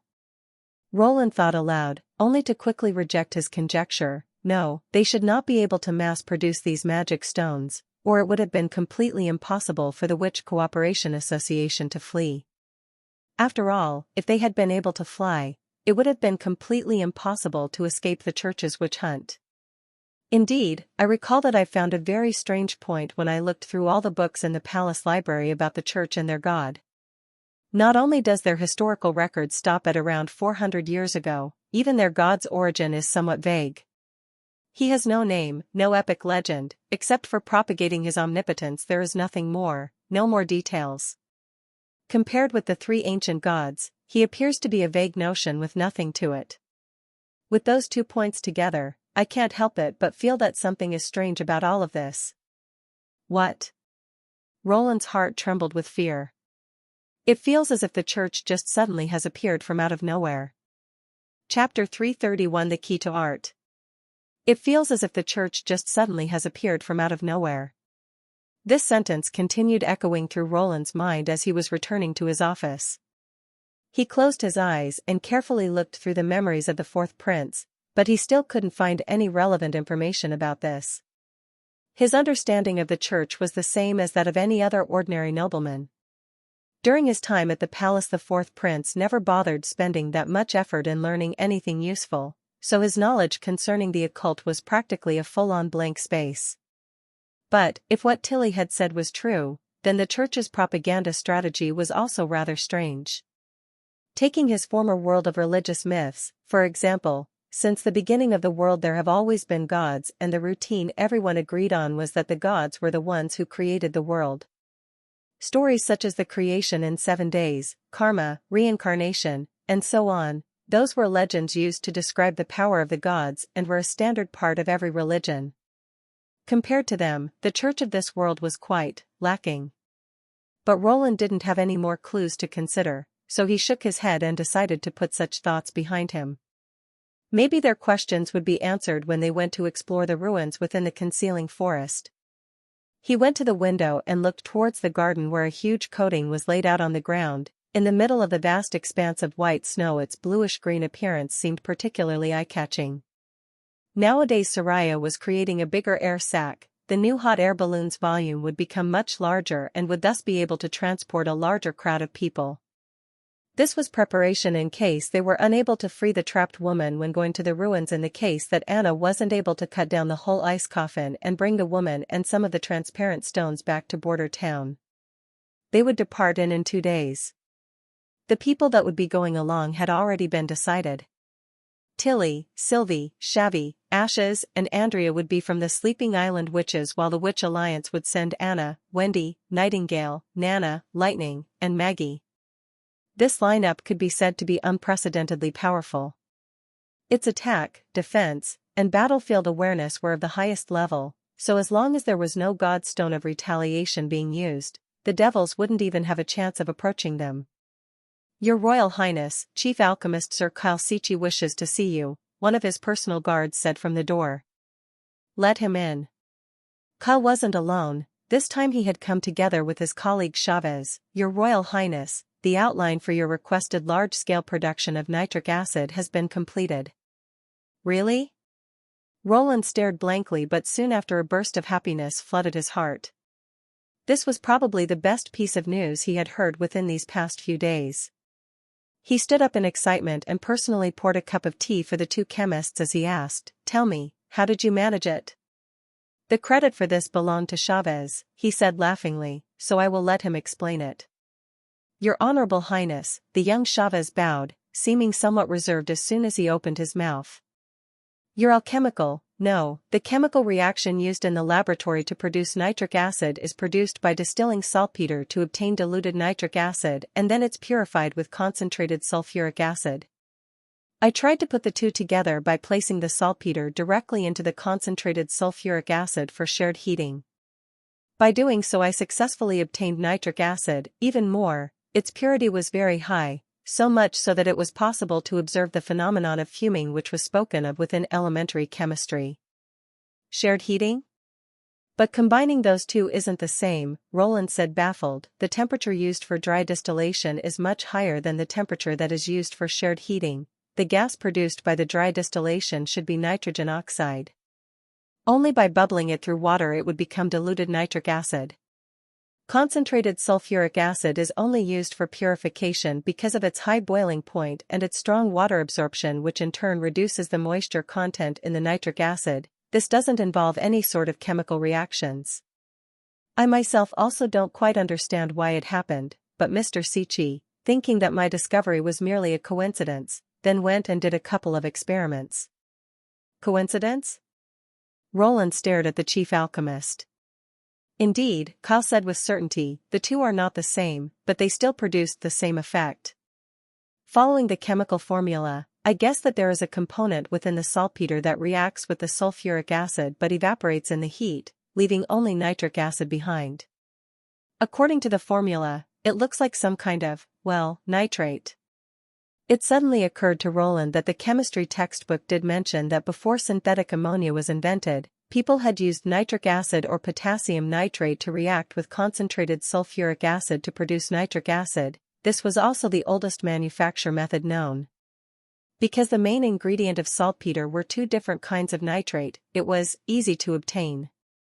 Furthermore, the extraction was also relatively easy. So as long as the temperature could be controlled, they would have a steady stream of evaporated nitric acid to collect. Of course, because this method consumed a large amount of sulfuric acid, and at the same time easily led to the corrosion of the equipment, it was later replaced by more advanced technology. But to Roland, these 2 points weren't much of a problem. After all, the fertilizer and pesticide industry hasn't been established yet, so the produced sulfuric acid could only be used for the purification of nitric acid. While Soraya's coatings could easily solve the problem brought from the strongly corrosive nitric acid steam. Well done, Roland said while happily patting Chavez's shoulder. You were unexpectedly able to come up with such a method by chance. You're unaware of it, but his outstanding luck has already revealed itself within Redwater City's alchemic workshop, Kalsichi said as he raised an eyebrow. Before learning chemistry, the exploration of alchemy was something which relied on luck. Within his early 20s, this kid had already discovered the double acid preparation method and had become the youngest alchemist within the workshop. That was enough to turn the eyes of the other 30 to 40 years old apprentices red with envy. You can imagine how most of them will be stuck as apprentices for the rest of their lives. Anyway, this is good news for the town, Roland praised. First, you should try to make a batch of equipment to examine it further. I will let a witch cooperate with you. If feasible, we will then expand the scale of production. As you will. Alright, I still have another task to give you, Roland said, putting away his joyful expression and continuing in a solemn tone. Now that we will have a reliable source of nitric acid, I will need you to produce something that is very dangerous, nitroglycerin. How dangerous is it? Kyle asked. It is actually very simple to use the raw materials, namely, letting concentrated nitric acid react with glycerol, supplemented with concentrated sulfuric acid to act as a catalysator. However, during the reaction process you must strictly control the temperature and the ventilation. Since the nitrification produces a lot of heat, it would also be best to put the container into iced water for the experiment. Bear in mind that alteration between hot and cold, vibrations, impacts, or friction might lead to it exploding. Roland didn't know how reliable his amateur knowledge would be in the end, but the ingredients were undoubtedly correct, so even if there was likely to be some danger, it was still something he had to try. During the experiment, it will be alright to merely use a small amount of ingredients, so that in case a mishap occurs Lady Nana should still be able to heal you. This, Chavez opened his mouth to answer, but even before he could say another word, Kyle had already given his promise. I understand, and its power is something comparable to snow powder? It's entirely different. It looks like an interesting experiment. the chief alchemist said and laughed. So it's true that 9 out of 10 chemists are explosion maniacs. Roland thought. Nitroglycerin is extremely unstable. Nobel especially added diatomaceous earth to it to make it blunter, and this increased its safety. However, while this did, in fact, improve its safety, it also reduced its explosive power. Naturally, Roland wouldn't be using that classical method. Instead, he intended to add nitrocellulose or nitrostarch into the nitroglycerin, both of which could stabilize it while further enhance the explosive effect. The former would make an excellent smoke-free explosive, while the latter would produce a stronger explosion. From their names alone, it could already be seen that a lot of nitric acids would be key in the evolution of black powder into gunpowder. And now he was in the possession of that very key. Chapter 332 What One Has Seen and Heard. In the days before they would set out to explore the ruins, Tilly's greatest interest was slowly strolling along the flat streets of Border Town, observing the remote territory which had already undergone such startling changes in the hands of Lord Roland. This small town stands out from the masses, she thought. The more carefully she observed everything, the more she became aware of this. It was entirely different from any other place she had been to before, and what left her the most impressed was probably the gorgeous and unparalleled vitality which this small town radiated. Even the up-and-coming sleeping island couldn't compare with it. "Aren't these people afraid of the cold?" Andrea said, full of amazement at seeing the pedestrian coming and going on the street. "What did your brother do that they'd be willing to work during the winter?" "It's still autumn," Ashes retorted, "you can't even tell different season apart. But there is no difference between the current weather and winter." This is analogous with the argument which frequently appears within Her Dream, His Country. Andrea elegantly raised her long hair and said, "Of course, a barbaric woman such as you would never understand something like this." "What's your dream?" "My dream. It is difficult to communicate with a vulgar person who hasn't ever even enjoyed the drama, but Lady Tilly must surely have watched this famous drama from the Kingdom of Dawn." "There is no need for you to fight," Sylvie sighed. "I think the reason behind this is quite simple. Usually the common folk do not want to be active during winter because it would increase food consumption greatly. In case they can't eat their fill, it would be very easy for them to catch a cold. However, this issue doesn't exist in Border Town. The price of grain isn't high, firewood is also quite abundant, and Miss Lily is easily able to cure a cold. It would therefore be better if they continued to work hard even within the cold and snow, and try to earn one more day's salary. I am able to understand that there would be enough firewood due to the concealing forest west of the town, but the reason for the price of grain not being high, how is that possible?" Andrea asked, feeling puzzled. "My family has also been involved in the food business, so I know that crop failures caused by natural disasters could lead to everyone raising the price of grain by a lot. With such a bad weather, how could he keep the nobles and merchants from selling food at a higher prices?" "Nobles, merchants?" Sylvie asked laughingly. "Here in Border Town, there is only one person who is allowed to sell grain, that is His Royal Highness." "All those fields along the river belong to him?" Tilly frowned. "No, that's the land of the serfs." She told her what she had seen and heard, as well as the scene occurring during the bumper harvest. "He made 2 food prices, one was the purchase price and one was the selling price. Those 2 prices are fixed, with the latter being higher than the former."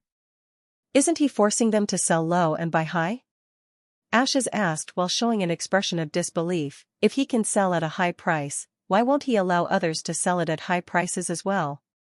"No, it's not the same," Tilly said. "After the wheat is taken in, it also needs to be threshed, ground and stored in a warehouse. All this produces further cost, thus it's normal for the price to rise." "What Lady Tilly said is right. I had the same question, so I later asked Teacher Scroll about it." Sylvie smiled. She said that the extra expenses were paid off, some were paid to those who deal with the farmers. It is also used to build new granaries so that the production can be expanded, which in turn will provide Border Town with new. She stopped for a moment, thinking about the right word to use. Jobs, right, that's what she called them. "I heard that His Highness was very concerned about that." "But he is still buying weak, selling strong," Ashes stressed. "Shouldn't trade be free?" "Perhaps, but His Highness' selling price is at a rate that still allows everyone to buy it. Furthermore, if the price stays constant, people will also become more comfortable. Sometimes freedom isn't always for the best, Tilly said. She already had a clear idea of what Roland was doing. The rule prohibiting anyone else from selling grain within the territory might at first seem overbearing and unjust. But in fact, it put an end to hoarding and profiteering, which could effectively prevent any events of food shortage. If it was King City, which had to face times of snow during autumn, the food prices would inevitably rise up to 5 or 6 times more than usual, with more than half of the populace starving due to not having enough grain to eat. If the situation went on for long enough, it could easily cause riots, and eventually, the palace might even be forced to release grain from their own reserves or dispatch the guards to suppress them. Either way, it would still be a big burden on the state's treasury. Although this policy looked good, it also wouldn't work just anywhere. The majority of the grain traders were aristocrats and rich merchants who also owned large amounts of serfs and fields, making it impossible for the royal family to buy out all the grain and prohibit people from hoarding. However, here in Border Town, except for Roland Wimbledon, there was almost no other aristocratic family around. He was indisputably the one who had the final say in such things. When Tilly expressed her own opinion, Ashes still hold some grievances. What about the serfs? They normally would get more income when the grain price rise, but now they get exploited by fixed prices. Pfft, Andrea laughed, as if these people could escape the same exploitation if they were in a city with free trade. At times of bumper harvest, not only wouldn't they be told to hand over more wheat, they'd even be told to sell it at a very low price. Yet when there is a poor harvest, they'd still have to pay their share, while it would still be a question whether the grain left over would be enough for them to survive the famine. In contrast, fixed prices are actually more reasonable. As long as the harvest is better, the income should also be better. Here they can choose whether they want to sell. Sylvie's words slightly shocked the other three. His Highness said that in case where the harvest reached a fixed amount, the serfs could be promoted to free people. From then on they can either continue farming or go and choose new jobs, completely according to their own will. However, free people would only need to pay 2/10 of their grain. Furthermore, according to this year's bumper harvest's price, their salary was also very impressive. Promoted? His Royal Highness said that after 2 or 3 years there won't be any serfs left in Border Town. So, actually it was like this. Tilly's heart was suddenly touched by what she had heard. That's the reason why the town is full of vitality.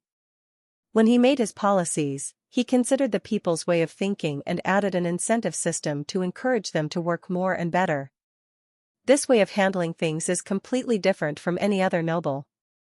Motivation isn't only expressed through words, rather, he let the people achieve some tangible benefits through hard work instead of hiding his wealth in the castle treasury.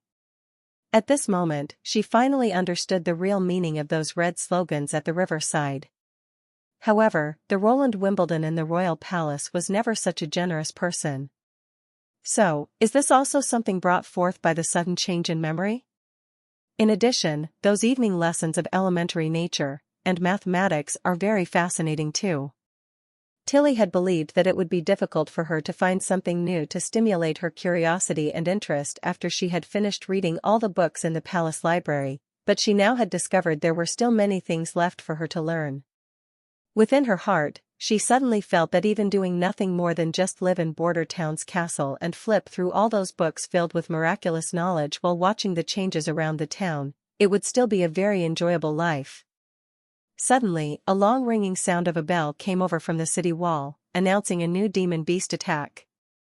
Tilly immediately put her previous thoughts to the back of her mind. After all, nowadays, she was no longer the worry-free fifth princess, but rather a leader shouldering the destiny of all the witches living on Sleeping Island.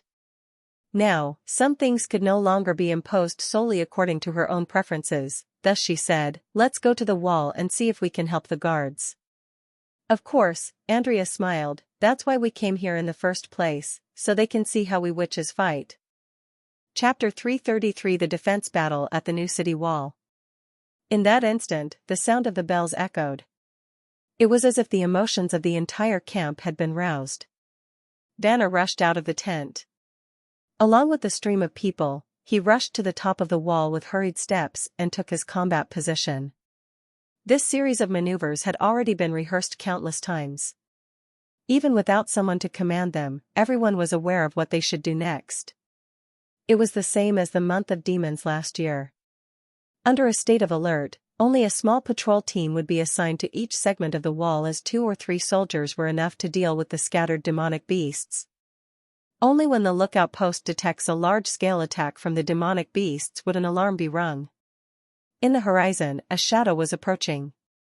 Vanner did a rough calculation of the enemy's numbers and found that they numbered around 1,000. If this happened a year ago, what followed would absolutely be a bout of arduous fighting. Back then, as a pikeman responsible for buying some time so the firearms team could reload, it was necessary for him to take turns rotating with a member that was in reserve. Only by doing that would he be able to persist to the very end. But now, the strength of this small town had already undergone an earth-shaking change. Cat's Claw removed the cover on the cannon and shook off the snow that had been collecting on it, while Rodney inspected every inch of the artillery's barrel. After confirming there was no foreign matters inside, he began to load it with gunpowder. Although the current city walls were altered and made using a pile of mud bricks, its height and width had been increased to a certain extent. In addition, a shelling platform was set up every 100 meters, causing its defensive ability, as well as firepower, to improve greatly. The width of the passageway allowed 4 people to fit through it side by side. During a battle, the first row would consist of soldiers from the firearms team, while the second row would then be recruits who would load up the guns. The latter group was responsible for putting bullets into the cylinder of a gun, then handing it over to the regular soldiers ahead of them. They just never get bored of this, do they? Rodney yawned. When the month of the demons arrives each year, all of them run towards this place like a bunch of lunatics. Even if they succeeded in attacking such a small town, they wouldn't get any sort of benefits from it, right? Well, they're here just in time for us to hone our skills, Horatio said with a smile. Compared to immobile wooden targets, it's more interesting to shoot at demonic beasts. Speaking of target shooting, I recently heard an interesting rumor that had something to do with us, the gunner team. Job said with a mysterious expression. What sort of rumor is that? From what I heard the people in other gunner groups say, the people that were able to hit their targets accurately would be incorporated into an elite gunner team, where they would undertake new tasks. He paused for a moment. Do any of you here have any more insider knowledge about this? An elite gunner team? How could it be possible for us to know more when even you, who proclaims yourself as experienced and knowledgeable about matters, is clueless about it? I bet it's a cock and bull story made up by some bored person. Within the gunner group, only Vanner was silent. After listening to Jop's words, he couldn't help but furrow his brows. Someone had actually treated this matter as flaunt-worthy material and blabbered it out? Sir Iron-Axe had previously looked for him a week before and told him that His Royal Highness had intended to develop a new type of artillery. It would be completely different from the field gun they were currently using and would also not be dispatched for use in the First Army. Instead, it would be installed on the bridge, turning it into a warship that was capable of long-distance attacks. The operators of the new artillery gun would be undertaken by the most outstanding members of the gunner team. If one wishes to be a member, they could send their application to Iron-Axe. It went without saying that Iron-Axe agreed without the slightest hesitation. This was evidently a chance for him to advance a step further in the army. According to what Iron-Axe said, His Royal Highness had an extremely high expectation towards this new branch of the army, to the point that it was possible for it to break away from the First Army and become a brand new army. If one is able to perform great feats, the new warships manufactured in the future would be named using that person's name too. It was such an honor. If there were a warship named Vanner, he would be perfectly contented for the rest of his life. Recalling his origins, he was just an odd-job laborer in the mines, yet had always posed as someone extraordinary. In the end, Vanner was not able to save even his brother's life when he was in the slums of the stronghold. However, the current him no longer required to flaunt about anything. There was no need to worry about food or drinks in the army while the uniforms were thick and warm, Even when he returned to the district, the surrounding neighbors would greet him as well. All of these changes were brought about by His Royal Highness. When he recalled his decision to join the militia for an egg at that time, he felt it was simply the smartest choice he had made in his life. Besides that, Iron Axe had also inquired whether he had any suitable candidates he wished to recommend and that he could apply together with them when the time comes. In other words, it was possible for all of these youngsters to receive a life-changing opportunity, but since their personalities were still too energetic, it would be better to wait till they settled down first. Moreover, if they happened to lay down a big accomplishment, wouldn't the warships have to be called Jop and Cat's Claw too? Those names were simply horrendous to the ears. If it were the names Rodney or Nelson, then it could still be taken into consideration. As for the matter of someone leaking out this information to their subordinates out of impulse, he still had to report and explain to Iron Axe. After all, it had been explained very clearly in their regulation class that any news of the First Army shouldn't be spread without permission unless clearly requested to by the higher-ups. Stop making such a racket. I want all of you to bring your attention back to the battlefield. Vanner coughed twice, breaking off the discussion within the gunners' members. Do not forget what Sir Iron Axe had repeatedly emphasized in class. Any lapses made could probably bring about an unsalvageable defeat. Understood. Everyone spoke in unison. As the killing rate of iron balls was extremely low, when dealing with packs of demonic beasts, canister shells were used to fire at them once they approach. At the moment when the sinister-looking wolves took the lead and crossed past the 100-meter line, the bombardment began. Heat waves swirled the snow underneath the gun muzzle. The gigantic boom shook Vanner's eardrums to the point that it hurt. In the distance, a black bloody mist suddenly rose and a field of demonic beasts instantly collapsed. No matter if it was a species of a boar or a bear, the pelts on their bodies were not sufficient to withstand the close-quarter bombardment of iron pellets. There's a huge one over there. Cat's Claw pointed to the left ahead of him. It's a redskin wolf. A group of people nimbly moved the gun carriage and adjusted the muzzle, pointing it to the direction of the target. They then reloaded and fired it once more. In theory, it wasn't necessary to aim while using the canister shells. As long as it was fired while facing ahead, it would always mow down a large number of enemies. Furthermore, as the newly constructed clay walls were taller than the stone walls, there was also no way for the wolves to be of threat to the people at the top of the wall. They would only be practicing their target shooting if they preemptively attacked nimble beasts like that, that's all. Next in line would finally be the firearm team that had been restraining themselves for a long time. In order to ensure a higher hit rate, they would always wait for them to come close to 50 meters before opening fire. The sound of the revolver rifles weren't as unified as that time with the flintlocks. Rather, it was crowded together and continuous. On the top of the city wall, a wave of white smoke began to float upwards while the overpowering smell of gun smoke wafted over, causing Vanner to uncontrollably sneeze. This bunch of morons. Even though their might is unacceptably weak, when they fire in unison, the smoke coming out from their rifles is much more overpowering than anything else. Jop said while grumbling. But ultimately, it is still the artillery which will decide the outcome of the war. Rodney expressed his approval. It's the same when we're dealing with knights, and would probably be the same when dealing with demonic beasts as well. At this moment, a brief and hurried bell toll began to sound from the direction of the lookout post. This was the warning that a hybrid species of demonic beasts had been sighted.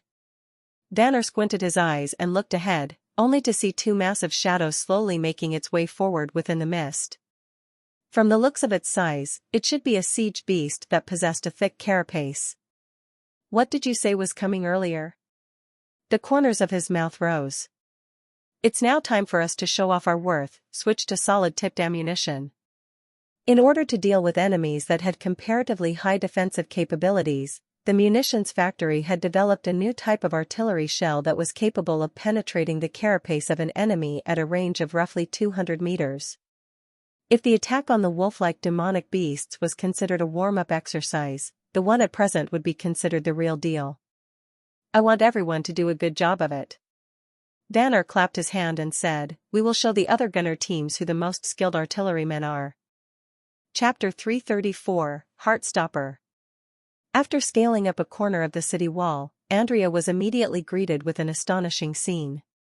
All she saw was a row of soldiers, dressed up as militia, standing on top of the wall grasping a strange, stick-like weapon in their hands. Those are probably the firearms Ashes was talking about. Following the approach from the group of demonic beasts, flames as well as dense smoke erupted out from it, causing the sound of continuous explosions to echo in her ears. That ought to be a type of weapon similar to the crossbow, but she couldn't see the bolts that were shot out by the other side, probably due to the large cloud of smoke and dust. The demonic beasts that were charging at the very front of the pack acted as if they had been ruthlessly smashed by something, their bodies coming to a halt as they began to fall onto the ground in quick succession. Even so, the soldiers didn't observe the aftermath of the battle, nor did they load up a new bolt. Instead they continued to fire at the enemy with a speed that was a bit quicker than her fitting an arrow to the bowstring. "Is this the frightening weapon you spoke of?" Andrea felt her lips slightly drying out, turning somewhat coarse. "Its rate of fire is definitely fast, but the accuracy is somewhat." Before these people were recruited into the First Army, they were all miners, farmers, and hunters. Ashes interrupted her speech. "The time they spent using this weapon is just shy of 6 months. One normally required at least 5 years of time to groom a well-trained warrior, and even more time was needed to train an archer. Even crossbows, which required the least amount of training, still required one to train for at least half a year. Even with training, it would only prevent situations like farmers placing a bolt upside down in panic. As for actual combat, only God knew whether they were capable of hitting anything. In most cases, they were only brought along to increase one's prestige. Andrea couldn't help but swallow her saliva. She was extremely familiar with these kinds of practices, as her clan had nurtured their fair share of outstanding knights. Because of that, she naturally understood the significance of soldiers being combat-ready with roughly 6 months' worth of training.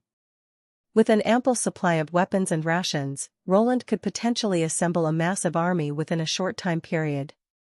Furthermore, there was no need to worry about the troops being routed at the first contact during close-quarter combat. Even an elite group of cavalrymen would have a hard time coming close amidst an onslaught of attacks with no intermission.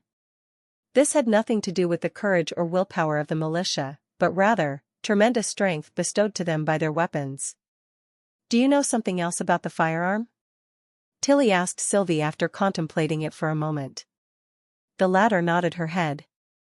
"I've examined it inside and out countless times. It's definitely similar to a crossbow, but the arrowhead that is shot out is tiny and has neither a shaft nor tail feathers. The difference lies in the arrowhead not relying on the elasticity of a bowstring, but rather the propelling force of a black, fine powder. When it explodes, it can raise the velocity of the arrowhead to extreme speeds instantaneously." "A black, fine powder?" Tilly asked. "What is that?" "It's probably a byproduct of alchemy." She shook her head. "I am not clear about its specific composition either." "It must be very expensive," Andrea said. "The things that alchemists create have never been anything cheap." Ashes curled her lips. "Really, from how they're firing it, it totally doesn't look like they're using anything costly." "Hold on, something's approaching." Sylvie, who was in the process of sizing up the battlefield, was slightly shocked. "My goodness, that's also a demonic beast? It's almost as tall as the city wall. From the looks of it, it's a huge turtle, and it's carrying a huge carapace behind its back." Andrea immediately came to her senses. "Carapace? I am afraid these guns won't help much. As long as I am within 10 feet of it, even the city walls would not be able to withstand my magic arrows." "Ashes, cover me." Sigh, "All right." Ashes helplessly removed the claymore behind her back. "For the record, you'd better not tarnish the good name of Lady Tilly." "There's no need for you all to go," Sylvie said, in an attempt to stop them. "They still have." Andrea didn't hear the latter half of what the opposite side was saying. she only heard an ear-splitting boom that sounded like lightning exploding right beside her ears. Turning her head back, she saw flames erupting out from the pipe-shaped metal objects erected all around the city wall that happened to coincide with each other. This time, she had faintly caught the trajectory that the arrowheads took as they flew. They were like a series of shadows. Like a thunderbolt that leaves no time for one to cover their ears, they flew into the distance where the recently appeared monster was. After a number of breaths, snow pillars that were several feet tall began to spring up near the side of the creature. After the snowflakes that were disturbed and flying around had all floated down, the ugly and massive demonic beast continued to advance at a fixed speed. It was evident that this attack had not managed to hit the target. But even so, it was enough for Andrea to feel extremely shocked. That distance had already surpassed the range of the longbow and the heavy crossbow. This is. His Royal Highness calls it field artillery. Simply put, it's an enlarged firearm. Sylvie relaxed the hands that was covering her ears. Its might is much stronger than the firearm, and its range had been increased by quite a lot. This was what he used to easily rout Timothy's militia fleet at the bifurcation point of Redwater River. The luck of the demonic beast didn't manage to last for long. During the second wave of bombardment, 2 rounds had accurately struck its carapace. Andrea saw it extremely clearly. Along with the muffled sound of the collision, there was a layer of mist that began to rise up from the bumpy carapace. 2 holes had directly exploded at the side that was close to its head, causing black blood and viscera to spurt out from it, splattering all over the ground. Not long after, the battle ended. Pieces of demonic corpses laid in front of the city wall.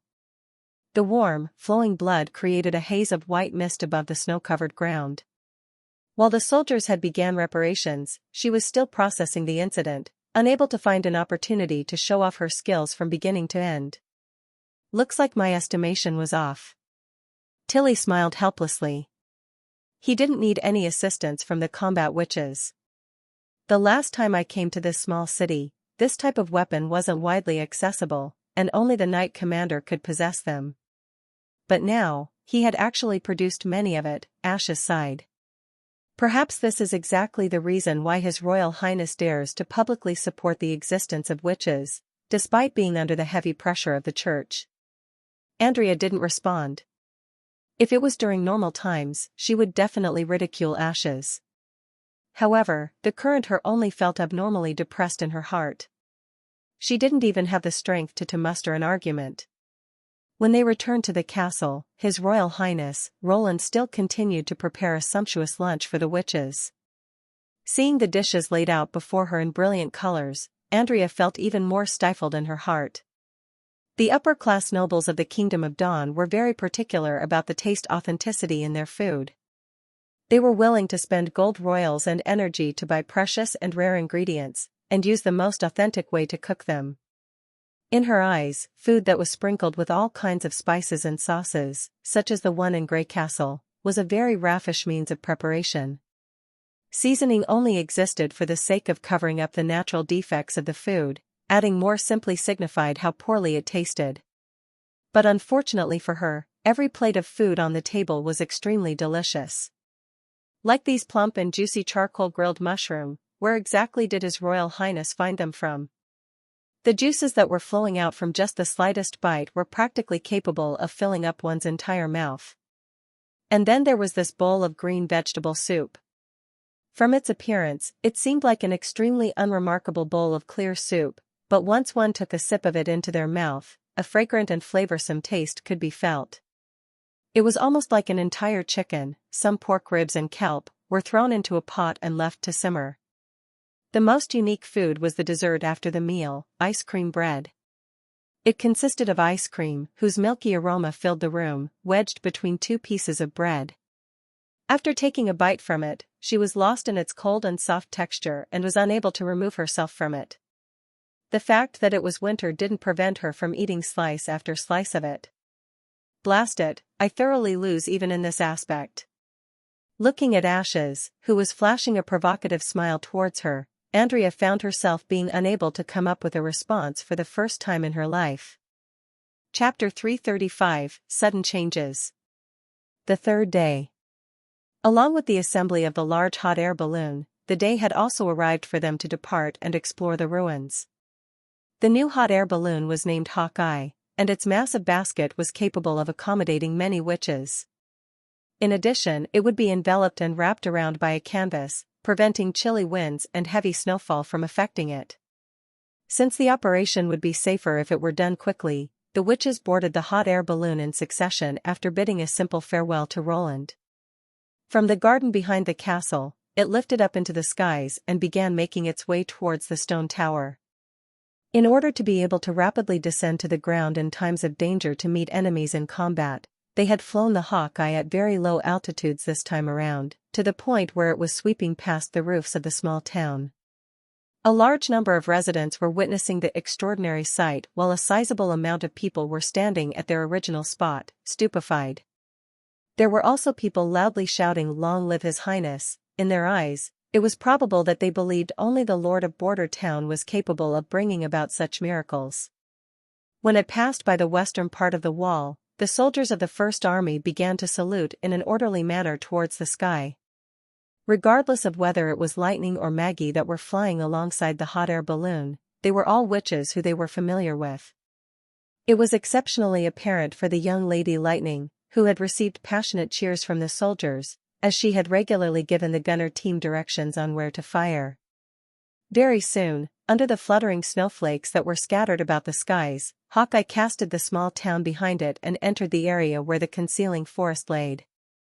Tilly stood at the side of the basket, gazing at the boundless sea of forest far away. The snowy season that had persisted for the entire month of Demon had turned the place into a sea of dazzling white. The highest branches of the tall trees had all been enveloped by the snow, which at first glance looked like a sea of dais protruding from the ground, smooth and broad. On the opposite side of the view was a vast range of mountains, which was gray in color under the hazy fog. The foot of the mountain, which was connected to the ground, wasn't visible at this point, making the Arrowhead Mountain peaks in the distance seem as if they were floating in midair. What a beautiful scenery. Shiva let off an emotional sigh. This is still the first time I've seen such thick snow cover the western region. But, aren't you a witch from the western region? Wendy curiously asked. I originally lived in Fallen Dragon Ridge. That place was closer to the south and it rarely snowed during winter. It wasn't until later when I heard the news of Lady Tilly developing Sleepy Island did I covertly sneak into a ship bound towards Clearwater Port and met up with the other witches. That explains it. Wendy smiled while shaking her head. Our Royal Highness has always been grumbling about the absence of witches coming forward even after rumors of the association settling down in Border Town had been disseminated. Turns out he was one step behind all along. Oh, is your side circulating news of a gathering place for witches too? They are. It's a shame that the person in charge of it is pretty inexperienced. He was discovered right away by me when he had just arrived at Fallen Dragon Ridge. Asha said in a self-complacent manner. I had even managed to catch him red-handed in Silver City. Apparently, his name was Theo? You're a witch after all. It'd be natural for you to notice such a weird rumor. Andrea curled her lips. If you hadn't met Lady Tilly, you would have probably gone to Border Town a long time ago. There's no way I will serve under His Royal Highness. Ho. She mimicked her voice and said, His Royal Highness, sounds to me you had quite the talent in calling him that. Pfft. Tilly couldn't refrain herself from laughing loudly. Yesterday, she had saw Andrea wearing a sulky expression on her face, but from the looks of it currently, she had seemingly returned to normal. Within Sleeping Island, the only person that dared to find fault with Ashes would be Andrea, who had an illustrious family background. No matter if it's at Sleeping Island or Border Town, we're all family here. There's no need to discriminate here, all right? Turning her head, her gaze swept past the large group of witches in succession. Everyone had already found out what ability the other had before setting off. This was done so that they could find a reasonable role for everyone in the case of an enemy attack. One could say that the number of combat witches in Border Town completely paled in comparison to that of Sleeping Island, who had a large number of them. In fact, it was to the point that a large number of witches were incapable of combat. However, it was exactly because of their relentless efforts that turned the little town into what it was today. Tilly's line of sight stopped at Anna. If she had to choose someone within the group that left the most profound impression on her, it would probably be this woman who awoke her powers in the border region and had the deepest impression of Roland. As long as she stood near her, she would be able to feel a heavy and gentle feeling that was difficult to describe. It was still the first time Tilly had encountered such a feeling. If she really had to describe it, it would be the soft and firm feeling coming from someone's back when they were lying on a vast plain. It was the kind of feeling that allowed someone to truly feel relaxed. Other than talking to Roland, Anna was a silent person and her expression rarely changed as well. However, as long as she was standing within a group of witches, her presence was something that was very difficult for people to overlook. Moreover, from what Sylvie said, Anna was also the quickest witch that had undergone an evolution in Border Town. She possessed a huge, stunning amount of magical power, and her black flames, which she could freely manipulate the shape of, was abnormally strong. What's more, she was also the first witch to read through and finish the theoretical foundations of natural science.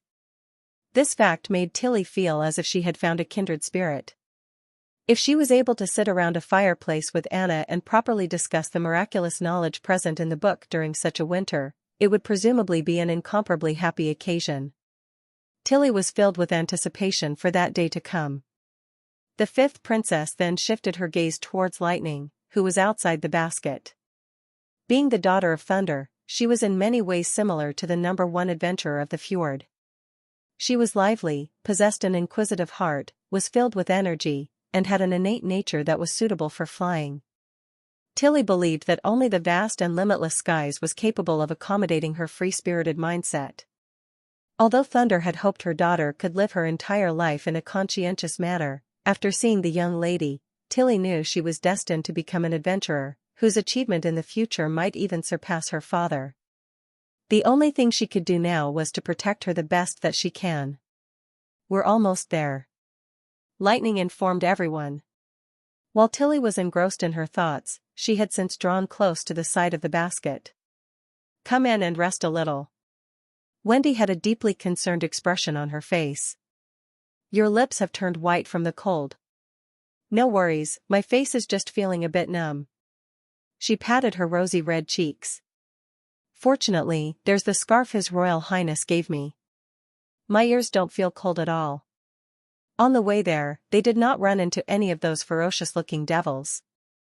Even though the demonic beasts that were in the forest they were traversing through would raise their head and let off a roar or two from time to time, it was evident they didn't have the ability to attack the hot air balloon that was above them.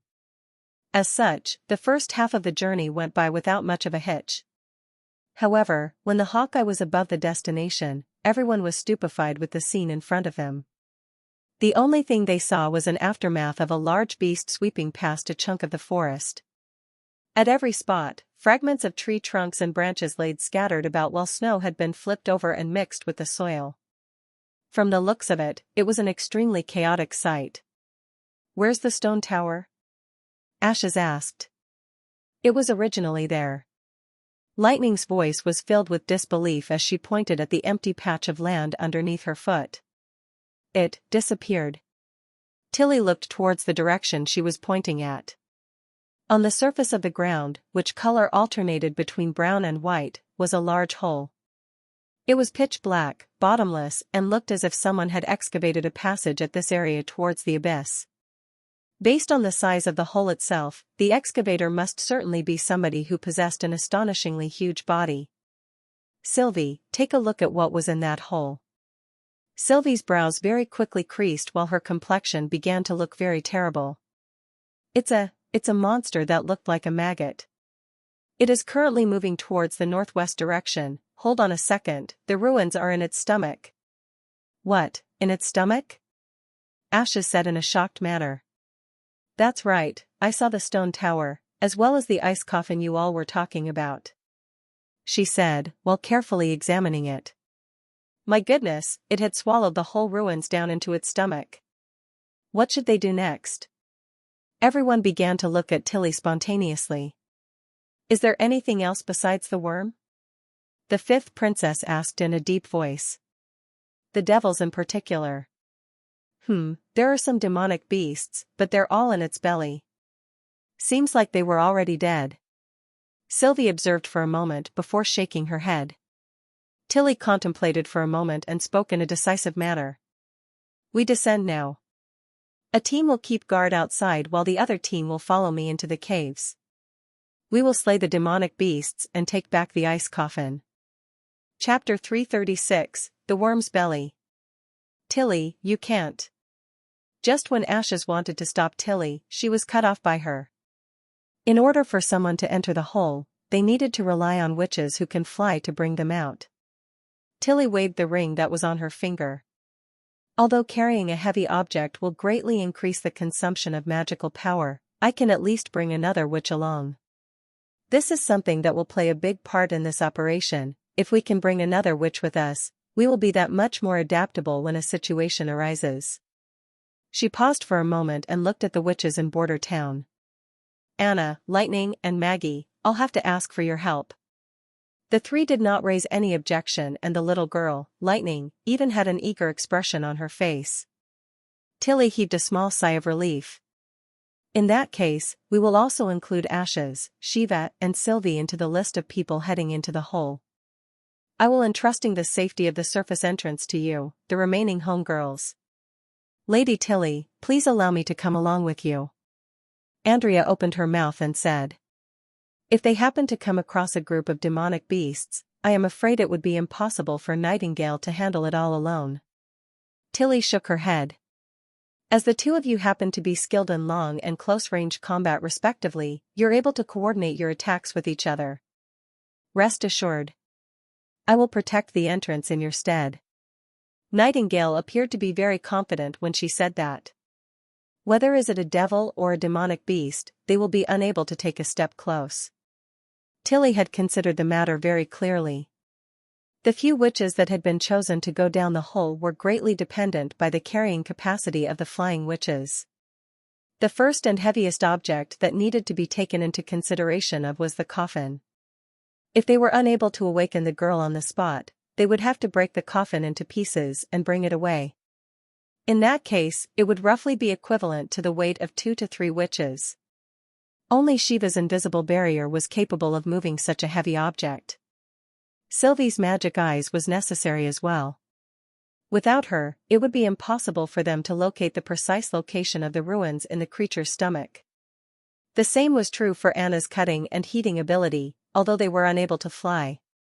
Thankfully, they were relatively light and could be carried by Maggie after she transformed into a demonic bird. Finally, was Ashes, an extraordinaire who could easily fight in any situation. She would be moved and carried by Tilly herself. According to what Lightning said, even though she was capable of flight, her altitude would decline extremely quickly the moment she took someone along. It was possible she would not be able to fly out of such a deep hole. Her advantage laid in her excellent flexibility and speed.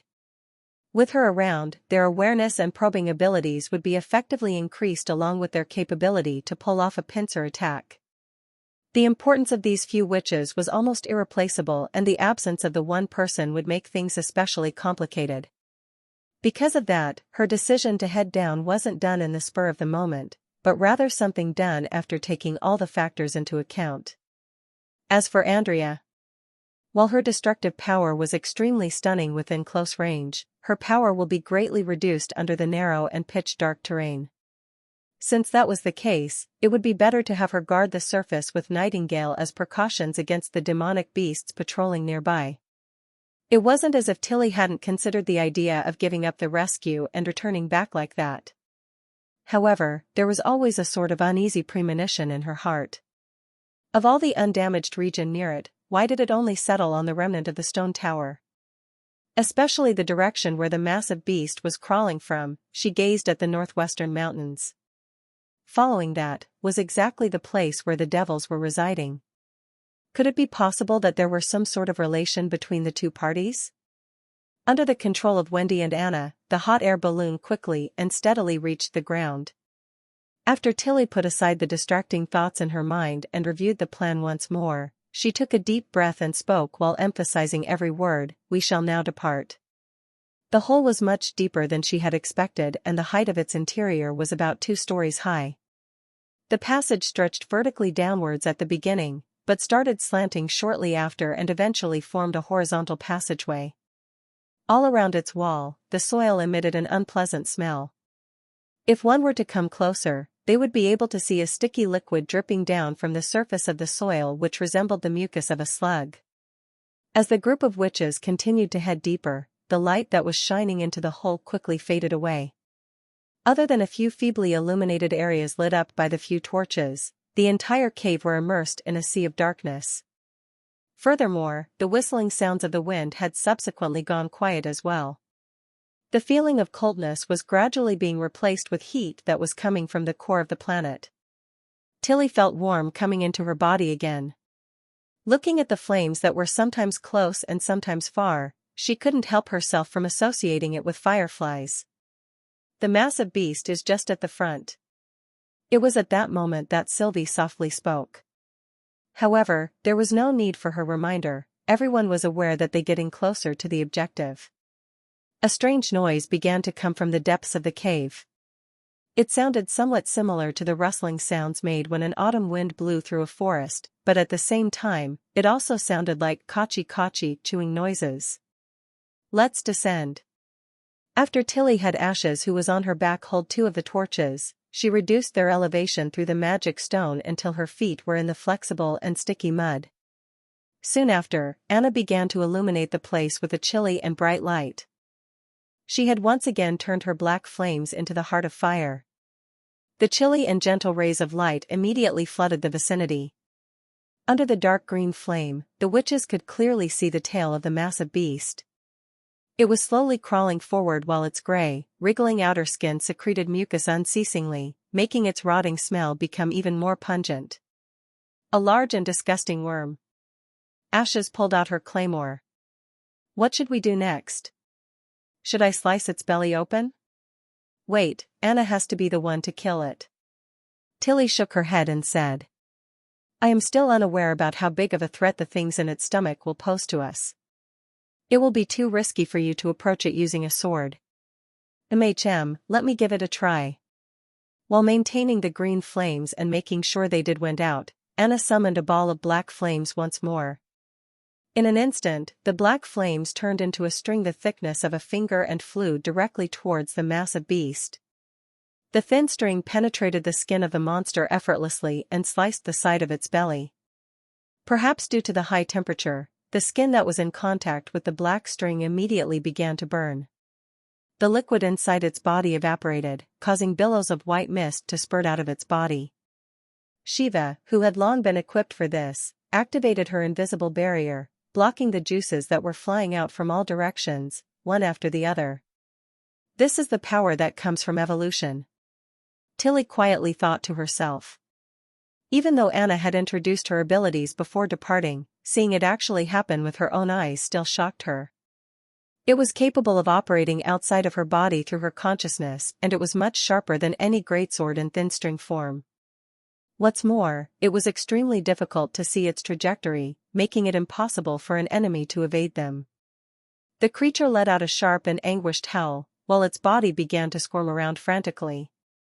However, the black flame continued to slice everything ahead of it and speedily shred a greater part of its body. As for the flowing liquid, before it even managed to come near the witches, it had all been evaporated by the lump of the green fire. Gradually, the massive beast stopped its struggle. Its skin also began to relax. It's dead, Sylvie said. Its heart already stopped beating. This thing has a heart too? Ashes asked while pitching her nose. It's at its head and is almost as big as the basket of Hawkeye. What's more, she paused for a moment. Magical power is circulating all around its body. In other words, this is a mixed breed of demonic beast? No one knows the answer. Tilly said. There are very few records regarding demonic beasts and the wilderness in the history books. As there are still a lot of unknowns around here, it's be best if we hurry and dig the coffins out. After going through another round of burning from Anna, the rotting smell was not as intense as before. Under the guidance of Sylvie, they speedily discovered the ruins that had been swallowed. Needless to say, the present basement had already been turned into disorderly pieces of rocks to the point that it was virtually impossible to make out its original shape. As for the magic illumination stone that Lightning talked about, they had all become lumps of mush. Fortunately, the transparent crystal column were still as good as before.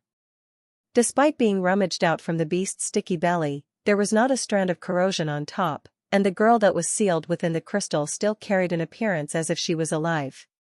What happened next is up to you now, Tilly said to Anna. Chapter 337, Rescue.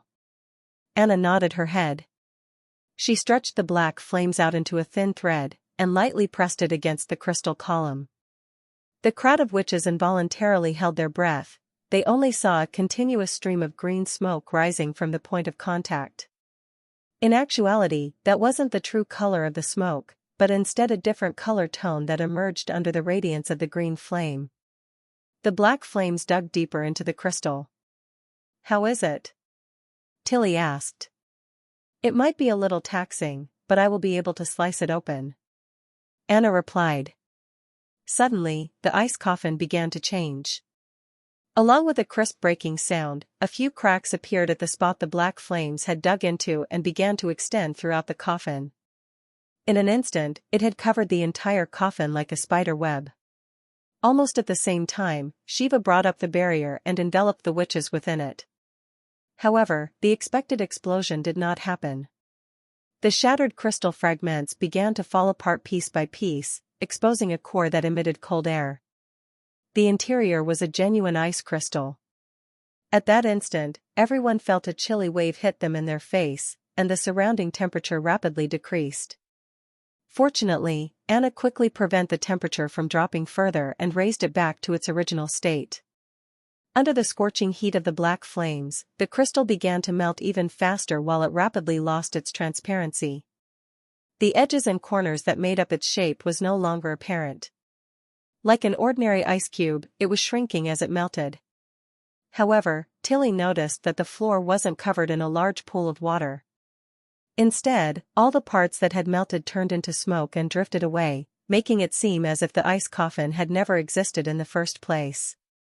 When all but a minuscule amount of the ice crystals had melted, the body of the girl who was sealed inside was uncovered. She had seemingly remained in the midst of a deep sleep.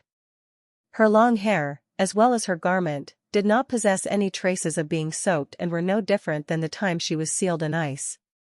Her powerless body began to fall backwards after losing the support of the cylinder and was caught by Ash's embrace. Is she still alive? Although it's very weak, her heart hasn't stopped beating. Ashes pressed one of her hand onto the girl's chest. This is just implausible. It was indeed implausible, Tilly thought. For the duration spanning this short week, she realized the incredible things she witnessed in Border Town were far greater than anything that she had seen within the past year. Tilly let off a small sigh of relief. Her identity was all but confirmed. Since she was someone that was capable of surviving within the extremely cold ice crystals. She was a witch.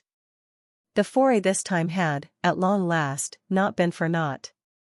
As for her name, origin, and the reason she was trapped within these ruins, those questions could slowly be answered once they returned. Andrea was guarding the side of the cave in a seemingly bored manner.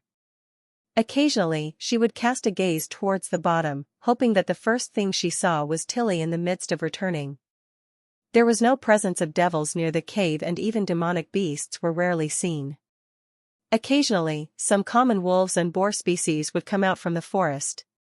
But before she could even draw her bow, Nightingale had already stabbed her dagger into their head. The passing of time had seemingly become slower. Apart from her, the witches that had remained near the cave were all from the Witch Association. Even if she wanted to, it was incapable for her to talk to someone to pass time. Although the girl named Wendy appeared to be extremely amiable, Andrea couldn't find the resolve to strike a conversation with her. As an upper-class noble from the Kingdom of Dawn, grace and self-restraint were essential qualities a non-married woman should possess. Forget it. I will chat with Nightingale instead. I heard that she recently fought with Ashes. Surprisingly, they fought to a stalemate. That being the case, if I treat it as gathering information about my rival, it shouldn't be considered as striking the conversation. Mei Chem, this is just a necessary job I have to accomplish. She stretched her hand to pat away the snow that had collected on her head and looked up. Her heart, however, abruptly skipped a beat. Nightingale was gone.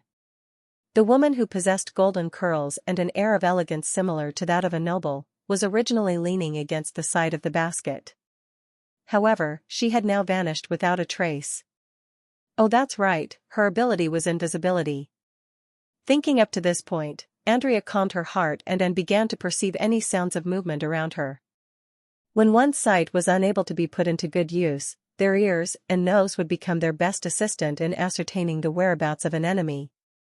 Soon after, she heard the soft noises of footsteps brushing against something. Is it Nightingale? No, that's not right. Andrea felt her hair standing on end. It was obvious that these footsteps weren't something a single person was capable of producing. There was a group of people that were currently approaching this place. They were in the jungles ahead of them, and were only 100 steps away from herself. However, when she looked ahead, the place her eye landed on was still undisturbed. There wasn't even a trace of shadow could be found. The sound of the footsteps very quickly sounded in close proximity to her. My God, the enemy is invisible. Just when she was about to alarm the others, a sound of explosion suddenly rang in her ears. A flame suddenly appeared and disappeared in midair. Following after was a wave of shimmers in the air, and a monster who possessed a peculiar physique appeared. It had a long and narrow head and possessed a pair of sharp sickles. From its appearance, it was like a mutated praying mantis. However, the only thing that made it different from other insects was that it was walking upright. The bullet shot from the firearm smashed the side of its face into pieces. Black blood began to spurt out from its skull and had almost landed on Andrea's body. With a loud thud, the creature fell down to the ground. Following which, she saw Nightingale's white cape and hood fluttering in the wind. Following which, the second gunshot rang.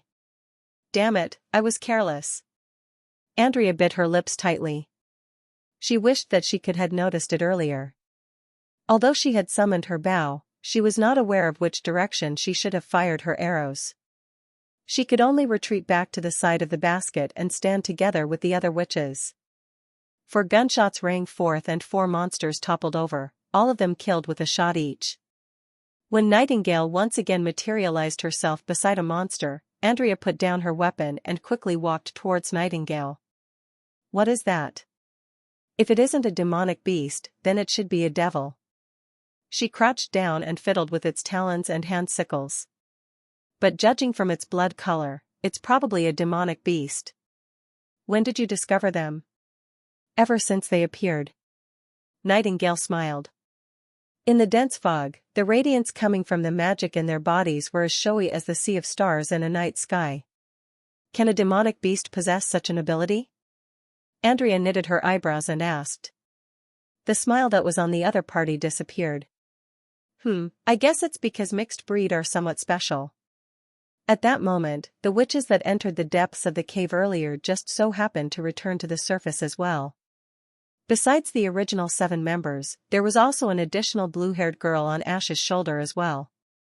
Is she the person that was crying for help in the ruins? Andrea said while going forward to welcome them. That's right. Tilly nodded her head. I will explain the situation in detail once we get back to the Hawkeye. The longer I stay in this forest, the more uneasy I feel. That reminds me, did any of you encounter any dangerous situation on the surface? Only a few strange and mixed-breed demonic beasts came. However, they're all dead. Nightingale lightly shrugged her shoulders. The hot air balloon quickly inflated and rose up into the air. The basket rose to the very top of a tree and began to make its way towards the small town. At this moment, Sylvie cried out in alarm, My God, what are those things below? Are they demonic beasts? Demonic beasts? Andrea extended her head and looked towards the directions of the ruins. However, she was unable to see anything. That's not right. There was indeed something moving on the surface. The corpse of the monster which originally laid on the ground had lost half of its body all of a sudden. The bloodstains that was on the ground had been trampled upon and fell apart. Strange worm-wriggling movements could be seen between the border of the mud and snow. The scene was almost as if one was looking through a glass cup. If they didn't examine carefully, it would be very difficult for them to spot the changes. It is those strange mixed breed species again. Nightingale spoke in a careless manner. There are probably about 100 of them or so. They were trying to outdo each other and running towards the hole. Could it be that they were attracted by the large worm and wanted to make a hearty meal out of it? She yawned. Although, that has nothing to do with us anymore. Chapter 338, Police. Vader got out of his bed with a flip and attempted to do a series of exercises with his body. He didn't feel the least bit of pain from his back. Apparently, what the knight was saying was right. As long as the wound was left as it was, it would quickly recover. How does it feel? Kukasam asked. It'll be better if you're able to rest up a little more. I won't be a burden. Didn't I do a pretty good job yesterday? Vader put on his shabby jacket and set his feet into his knee-high boots. Besides, only by working for them earlier did I get a share of the wheat porridge. After all, I can't eat your portion every time. One bowl is simply insufficient to split between the two of us. Truth be told, I think that it's pretty good. Compared to the porridge they offered for the needy, the wheat porridge here is much more substantial. I can still taste a bit of meat in them. The old man shook his head. Kid, you're a member of the patrol team. It's possible you're not clear about life in the slum district. In that place, the gruel is just like a clear soup, except that the soup has a few more wheat grains. In order to make it appear a bit more nourishing, they normally cook it together with grass and tree leaves. While it's possible the wheat porridge the Lord gave out will not fill our stomachs up completely, it will not starve us too badly either. I only want the two of us to eat our fill. Vader said with a smile as he finished tying his shoelaces. All right. Kukasam sighed. In that case, make sure to take good care of your body and not overexert yourself. It was a strange feeling. He was originally just a scapegoat chosen by a street rat, but now his behavior was resembling that of his own elder, Vader thought to himself. What was even more strange was that it hadn't actually felt that bad. I will. He shook his head, as if he had found something amusing, and put on his hood. You too. Right as he pushed the door open, he saw two men who were currently standing outside the door. The shallow blue color that had been embroidered on their shoulders and armbands, along with the white uniform they wore, revealed the visitor's identity: clerks under the employment of the city hall. Vader's brows couldn't help but crease slightly. May I know who you are looking for? One of the men took out a slip of paper and gave it a quick glance. Are you Vader? Yes. Did something happen? Kukasam had also noticed the situation that was unfolding outside the house. Congratulations. The other man revealed a smile. You passed the paper test to become a public security agent. What follows will be a week of comprehensive training. He passed a small card over to Vader. This is your temporary identity card. Head with it to the camp of the Second Army, someone will be there to receive you. His eyes were wide open. I have passed the Lord's assessment? No, not yet. The clerk replied. The paper test was just the first round of selection. You will still have to complete the training and receive the approval of the chief knight. Only then can you consider yourself through the assessment and an official public security agent. The two left promptly after saying their piece. They did not demand any money from him, nor did they try to win him over emotionally. The purpose of their visit was seemingly just to bring the news to him. You've made it. The old man patted Vader's shoulder emotionally and said, back then, you were still saying something along the line of how it was impossible for you to be chosen. Vader was shocked for a good amount of time before he muttered a reply. Because those questions were really most odd. The old man was slightly startled. What questions are you talking about? He involuntarily thought back to the incident a week ago. Once he came to know that His Royal Highness was recruiting public security agents, the new name for patrol guards, he went to the city hall as the recruitment posting had suggested and expressed his interest. The response had also been relatively quick. Just 5 days had passed before he received a letter about a test. Vader had been full of confidence. Not only did he fully satisfy the requirements for the post, he also possessed more than 5 years' worth of practical experience. Besides, this town was indeed lacking someone to keep an eye on the populace. Because of that, he felt that his chances of being chosen were great. If he could become a member of the patrol team, he would be able to provide aid to Kokosim any time, even if his place of residence was in the inner city. But he didn't expect, indeed the test surpassed what everyone on the scene expected. More than 100 applicants were sitting in a large hall, while the knight handed out papers to them one by one. He requested that they answer all of the questions listed on top of the papers and write them down in a neat and orderly fashion. He had even said that the person who would ultimately be looking through their papers would be none other than His Royal Highness himself. This format immediately led to a loud outcry among the crowd.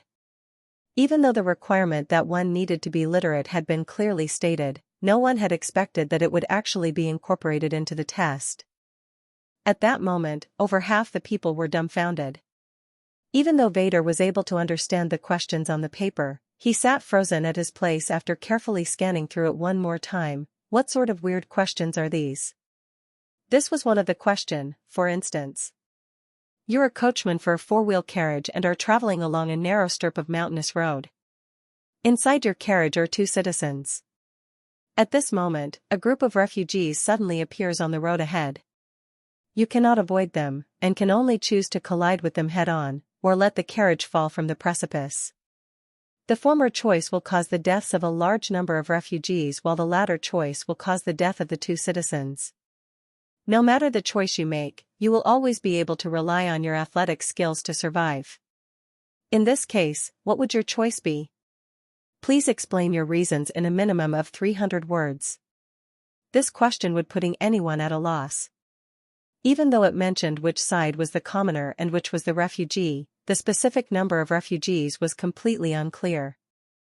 Because of that, even if he wanted to weigh his choices, he was clueless as to where to begin. Moreover, he had always believed that running over a bunch of refugees wasn't anything too serious.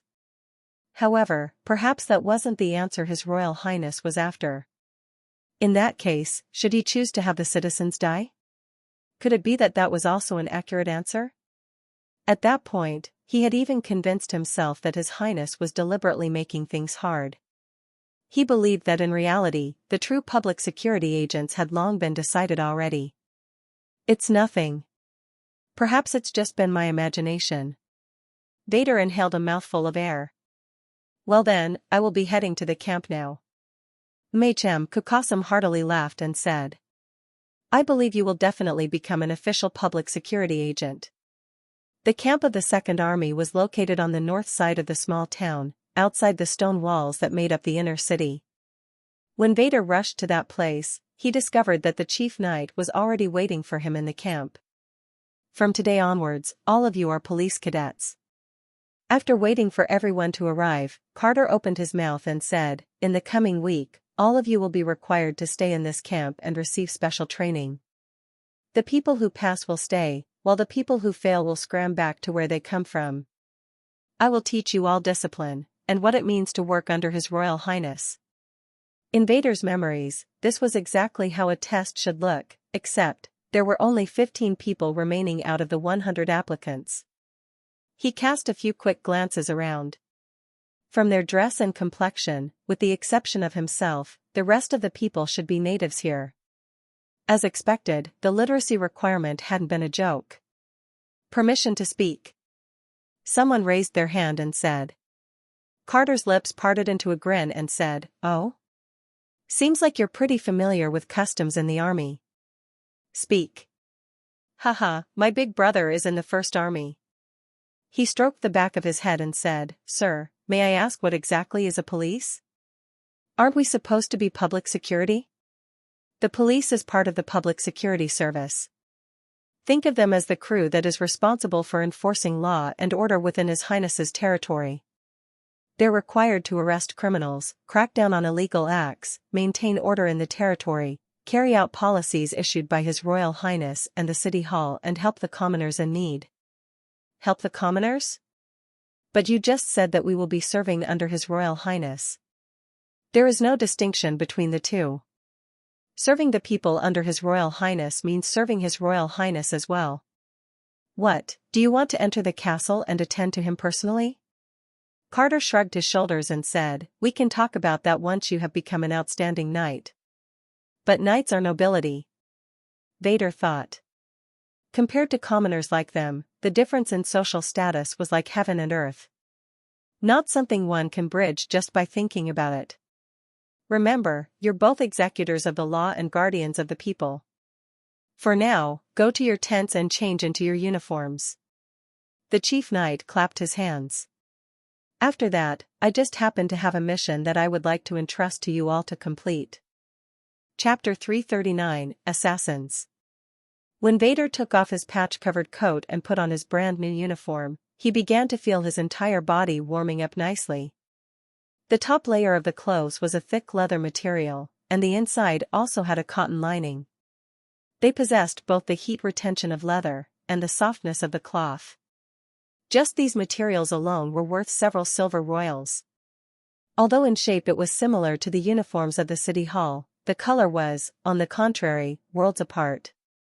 The predominant color of the outfit was pure black, while the shoulders, collar, and cuff had a white striped border, making it very eye-catching. After the 15 of them had put on their new uniforms and once again stood in a row, they were unable to restrain their emotions and stuck out their chests a little.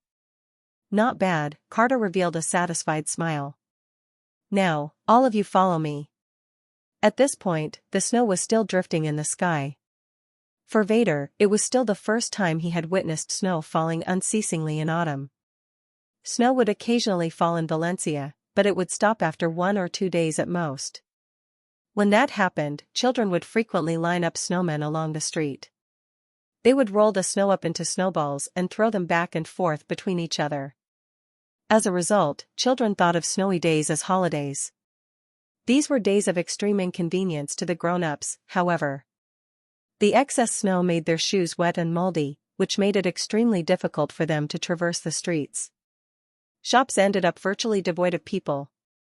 The weight of snow would even cause the roofs of houses to occasionally collapse. At such a time, the patrol team would be dead set on staying indoors. Even if they had to go out, they would only find a tavern for everyone to sit around the fireplace. Drinking warm ale, they would flirt with the barmaids. However, none of that was evident in Border Town. Every day, there would be someone clearing the excess snow from the street and sweeping it to either side of the road. This was a job that the City Hall had long been recruiting for. It was possible for one to work on a daily or monthly basis, and people considered it a job with a low but fast return. There were a large number of residents heading to and fro on the streets. Some were wearing straw hats, while others had cloaks draped over them. All of them were busy minding their own business. If one could get rid of all of the fallen snow in the town, it wouldn't be too far out of the question to call it summer. If he hadn't witnessed it with his own eyes, Vader would absolutely not believe that a small town at the edge of the kingdom would appear much livelier than Valencia. If it hadn't been for the absence of a tall chapel and bell tower in the town, he would have seriously believed himself to be in some large city. The party arrived at the wharf very quickly. 10 or more sailboats had been docked on the Redwater River and several hundred people had already gathered near the shore. Seems like I've encountered such a scene before, that's right. An image came to Vader's mind. When he, and other refugees from the eastern region, had arrived at this small dock, this was also the scene that had greeted them. Permission to speak. Were those people? They were refugees from the south and the north. In order to allow them to get through the winter safely, His Royal Highness specially sent people to bring them to Border Town. Your role is to assist the City Hall in maintaining order and to get those people in a line into the inspection checkpoint. Once that is done, you will quarantine them and write each of them into the record, Carter instructed them. As the police officers are still few in number, the First Army will be assisting you. However, this job will be assigned to all of you to accomplish on your own in the future. Yes, sir. From the sound of it, it wasn't a hard task at all and was little more than directing refugees into a queue to collect their porridge. Vader walked towards the front of the checkpoint and began to yell in a loud voice so that everyone could hear his instructions clearly and approach him in an orderly manner. What's your name? Where are you from? Do you have anything you're good at? Can you read? Every refugee that passed through the checkpoint would be subjected to a round of inquiries by the clerks in the city hall, following which their responses would be roughly recorded. Vader knew that this was just a rough estimate. Once everyone had settled in, a further investigation would verify everyone's responses. The people who possessed special abilities or knowledge would be prioritized in their transfer into the inner city. This process was something he had personally experienced once. Suddenly, a burst of commotion rang out behind him. Vader turned his head only to see a man clad in a furry gown arrive at the wharf under the protection of a group of guards. The long, gray hair blowing in the end made his status clear. He was the feudal lord of the land, H.R.H. Roland Wimbledon. A number of people dressed up in fine clothing, who ought to be the people in charge of City Hall, stood beside him. Never in his mind had he imagined that His Royal Highness would brave the flurry of snow to personally observe this batch of refugees. In a severe winter, it was rare to find a higher noble who was willing to leave a warm bed at the crack of dawn, especially when there were servants present to take care of everything. My name is chance.Now, and I am from the northern lands. My SP speciality lies in farming. I can't read. Farming? The city hall official checked the relevant box on his form. Okay, pass on. It was at this exact moment that Vader noticed the individual casting a glance in the direction of His Royal Highness. There was not the least veneration present in his eyes. In its stead was an emotion completely different from that of the other commoners. Hold it. He said unconsciously. What's the matter? You're a farmer, right? Can you tell me which month one should sow their winter wheat? The city hall official looked at him as well with a somewhat annoyed look on his face. I am only going through the preliminary registration for now, and I don't have the time to distinguish whether every single one of them is telling the truth. Didn't Sir Carter explain clearly how the process should work? All I need you to do is maintain order around these parts. After hearing what the official said, the man immediately shut his mouth. Seriously, what an idiot. Vader pursed his brow and continued speaking, ignoring the official. The way you speak doesn't resemble a northerner. Instead, it is similar to the accent commonly used near the middle of the kingdom. Which town in the north did you come from? I'm very familiar with the places there. chance.Now hesitated for a moment, but remained silent. Your attire is also strange. Even if you were lucky enough not to freeze to death in the north in this outfit, your fingers ought to have developed frostbite by now. The temperature there is below freezing all year round, you know. Vader grabbed his right hand. What about your gloves? Don't tell me you threw them away because you realized when you arrived that it was slightly warmer? Even the personnel manning the checkpoint had now noticed the fishy part of his tale. It might be understandable if one lied about being skilled at something, probably trying to obtain better treatment. However, if someone chose to conceal their own origin, that action was much more suspicious. Where exactly did you come from? chance.Now clenched his teeth. Suddenly, he took out a red pellet from his breast. He slapped it into his mouth and yelled, "Out of my way." Vader suddenly felt his wrist became scaldingly hot. Although his conditioned reflexes kicked in and made him want to pin the man down to the floor, he found that even with all of his strength, he was not moving at all. chance.Now raised his shoulder and Vader felt his entire body fly into the air. He fell to the ground heavily and a scorching pain ignited in his back. Damn it, my wound opened. Spitting out a mouthful of saliva, he shook off some of the dizziness in his brain and turned over, getting himself up. Alas, chance.Now was no longer in his original position. 4 or 5 refugees scuttled out of the crowd, and their actions were as nimble as the demonic beasts outside the town walls. With a few steps, they vaulted over the temporary railing set up by the city hall and ran toward the prince. The goal of the group of people was painstakingly obvious. They were here for the high-ranking officials of Border Town, as well as their feudal lord. Recalling the monstrous strength that had erupted from chance.Now, Vader's mind could imagine the prince's royal guard being torn to shreds on the spot. Even the prince himself would be hard-pressed to escape that fate. However, that did not come to pass. He quickly heard a string of bangs, the same as when the soldiers stood off against demonic beasts. In front of the prince, clouds of white smoke floated upwards into the sky. Within the sea of smoke, chance.Now's head had blossomed into a sea of blood. Chapter 340, The Reason for the Assessment. When all of the freaks rushing out of the crowd had been shot dead, the unexpected change sank in and the refugees suffered a burst of panic. As tens of soldiers that carrying peculiar weapons began to gather around the refugees, fearful cries began to ring out and the situation was becoming harder to control by the second. At this moment, the loud voice of His Highness suddenly echoed above the crowd. "Settle down, my citizens. I am your feudal lord, Roland Wimbledon. Please listen to what I am about to say." Although the voice was loud, it was not a hysterical shout. Rather, he spoke as equals, with a clear and calm manner. It was almost as if he was speaking close to his ears, Vader felt. His words carried unquestionable might and calmed the clamor and panic on the scene. The crowd suddenly got quiet. "Just as you heard when you arrived, Border Town will provide you with 3 things: somewhere to stay which resists the cold wind and blocks the snow, ample food that will allow you to fill your belly, and even numerous, reasonably paid jobs. I am here to tell you all that these are real.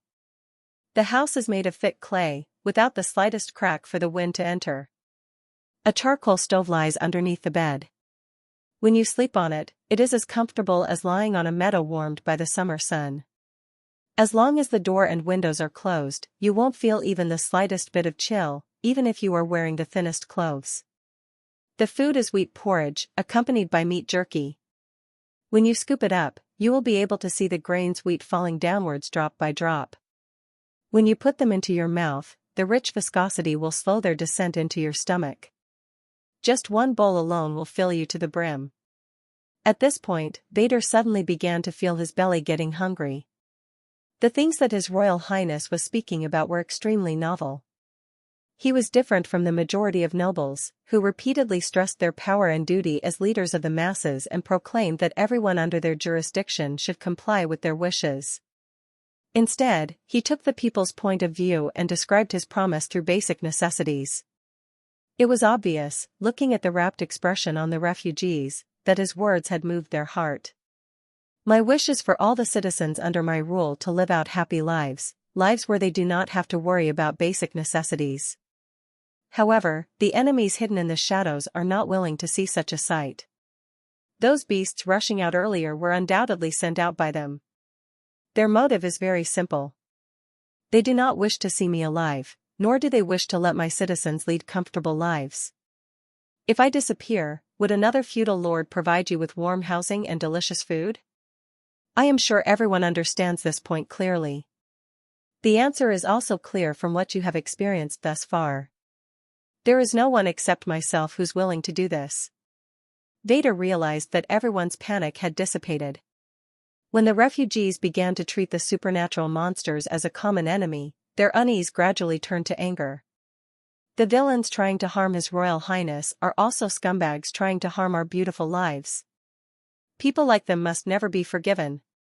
In order to prevent such a surprise attack from happening again, we will have to conduct the inspection again. This time, my personal guard shall personally take charge of conducting the body check. We shall definitely not give the enemy any chance to destroy what we have here." Everyone complied with the order. The people who had already passed the checkpoints were once again taken to the wharf by the personal guards. No one expressed any dissatisfaction and the queue was even more orderly than earlier. As expected of His Royal Highness, Vader couldn't help but be deeply moved. Just a few sentences were able to eliminate the imminent chaos. "From what I heard, you were the first person to discover the problem. Am I right?" Carter Lannis approached him and said, "Follow me, His Highness wishes to see you." He followed behind the chief knight and went before the young prince. Kneeling down on one knee, he said, I pay my respects to the prince. Tell me, how did you notice something fishy about him back then? The prince asked. Vader went over his observations once more. An acute sense of perception. Are you sure you were just an ordinary citizen before? No, Your Highness. I used to be part of the patrol team in Valencia. He replied candidly. I worked for roughly 6 years, until a large group of pirates raided Valencia. However, in your CV, it wasn't clearly stated that you have any personal strength. The prince said, I checked with Carter. He said that you're still staying in the temporary settlements. In other words, you concealed your experience when City Hall was initially trying to keep track of people entering border town, when there wasn't any need for you to do so. Why? Even though he didn't know what a CV was, it didn't affect his ability to answer this question. He hesitated for a moment and explained about Kokosam to the prince. I would not have made it to border town alive, if it hadn't been for the convict. For that reason, it's impossible for me to leave him alone in the Western District. And thus you were willing to become a member of the patrol team. Are you thinking of giving him some extra benefits when you're out on patrol in the future? Vader's heart suddenly tightened. From the previous sentencing that he had suffered, he knew that His Highness was very particular about how nobody was above the system of laws he had set up. But his words earlier clearly carried a hint of crossing that boundary. Don't worry. You haven't done it yet. Just thinking about it won't get you in trouble.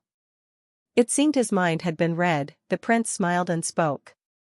However, his words also left Vader with a hint of disappointment. It was beyond doubt that His Highness did not endorse his thoughts. Even if he successfully became a police officer, he would be required to settle disputes fairly and follow lead of the city clerks. Do you have a family? The prince suddenly asked. They lost their lives in the raid in Valencia. How about Kokosam? He probably doesn't have any. Even though he was unsure why His Royal Highness was asking that, Vader still truthfully replied, if he had any, the street rats wouldn't have chosen him as a scapegoat. As long as one possesses a special ability, they will all get priority for the right to a small residence. Furthermore, they will receive an identification certificate from the City Hall and enjoy all of the rights of citizens. This offer naturally extends to their family members as well. The prince smiled and said, I believe you should be able to tell where I am going? Vader was startled, and was uncontrollably surprised. He said, Do you agree to let me have Kokosam? Bring the old man along to the City Hall for registration. They will arrange everything for you. He endured the emotion stirring within him, got on his knees once again and said, Thank you for your benevolence, Your Highness. You still mustn't let your guard down, though. You have to maintain vigilance as you have today. The prince nodded his head and said, Even if the two of you officially became relatives, you will still have to stay in the temporary settlements for the time being if you're unable to pass the coming tests. Understood. The matter that had weighed down his heart had finally been answered, and Vader began to feel a great tension leaving his entire body. Just when he was ready to leave, he suddenly recalled the written test he had taken. Hesitating for a moment, he couldn't suppress his urge and asked, Your Highness. During the first test, there were a lot of questions I did not know answers for, and my answers were all confused. Why did you still pick me? Because there were no correct answers to begin with. The corners of the prince's mouth curled upwards. The answers themselves are different for every individual. What's more, the key point of this test wasn't in the answers. Instead, they were used to assess the candidate's reading and writing abilities. As long as they understand the topic and articulate their ideas, they will pass the test.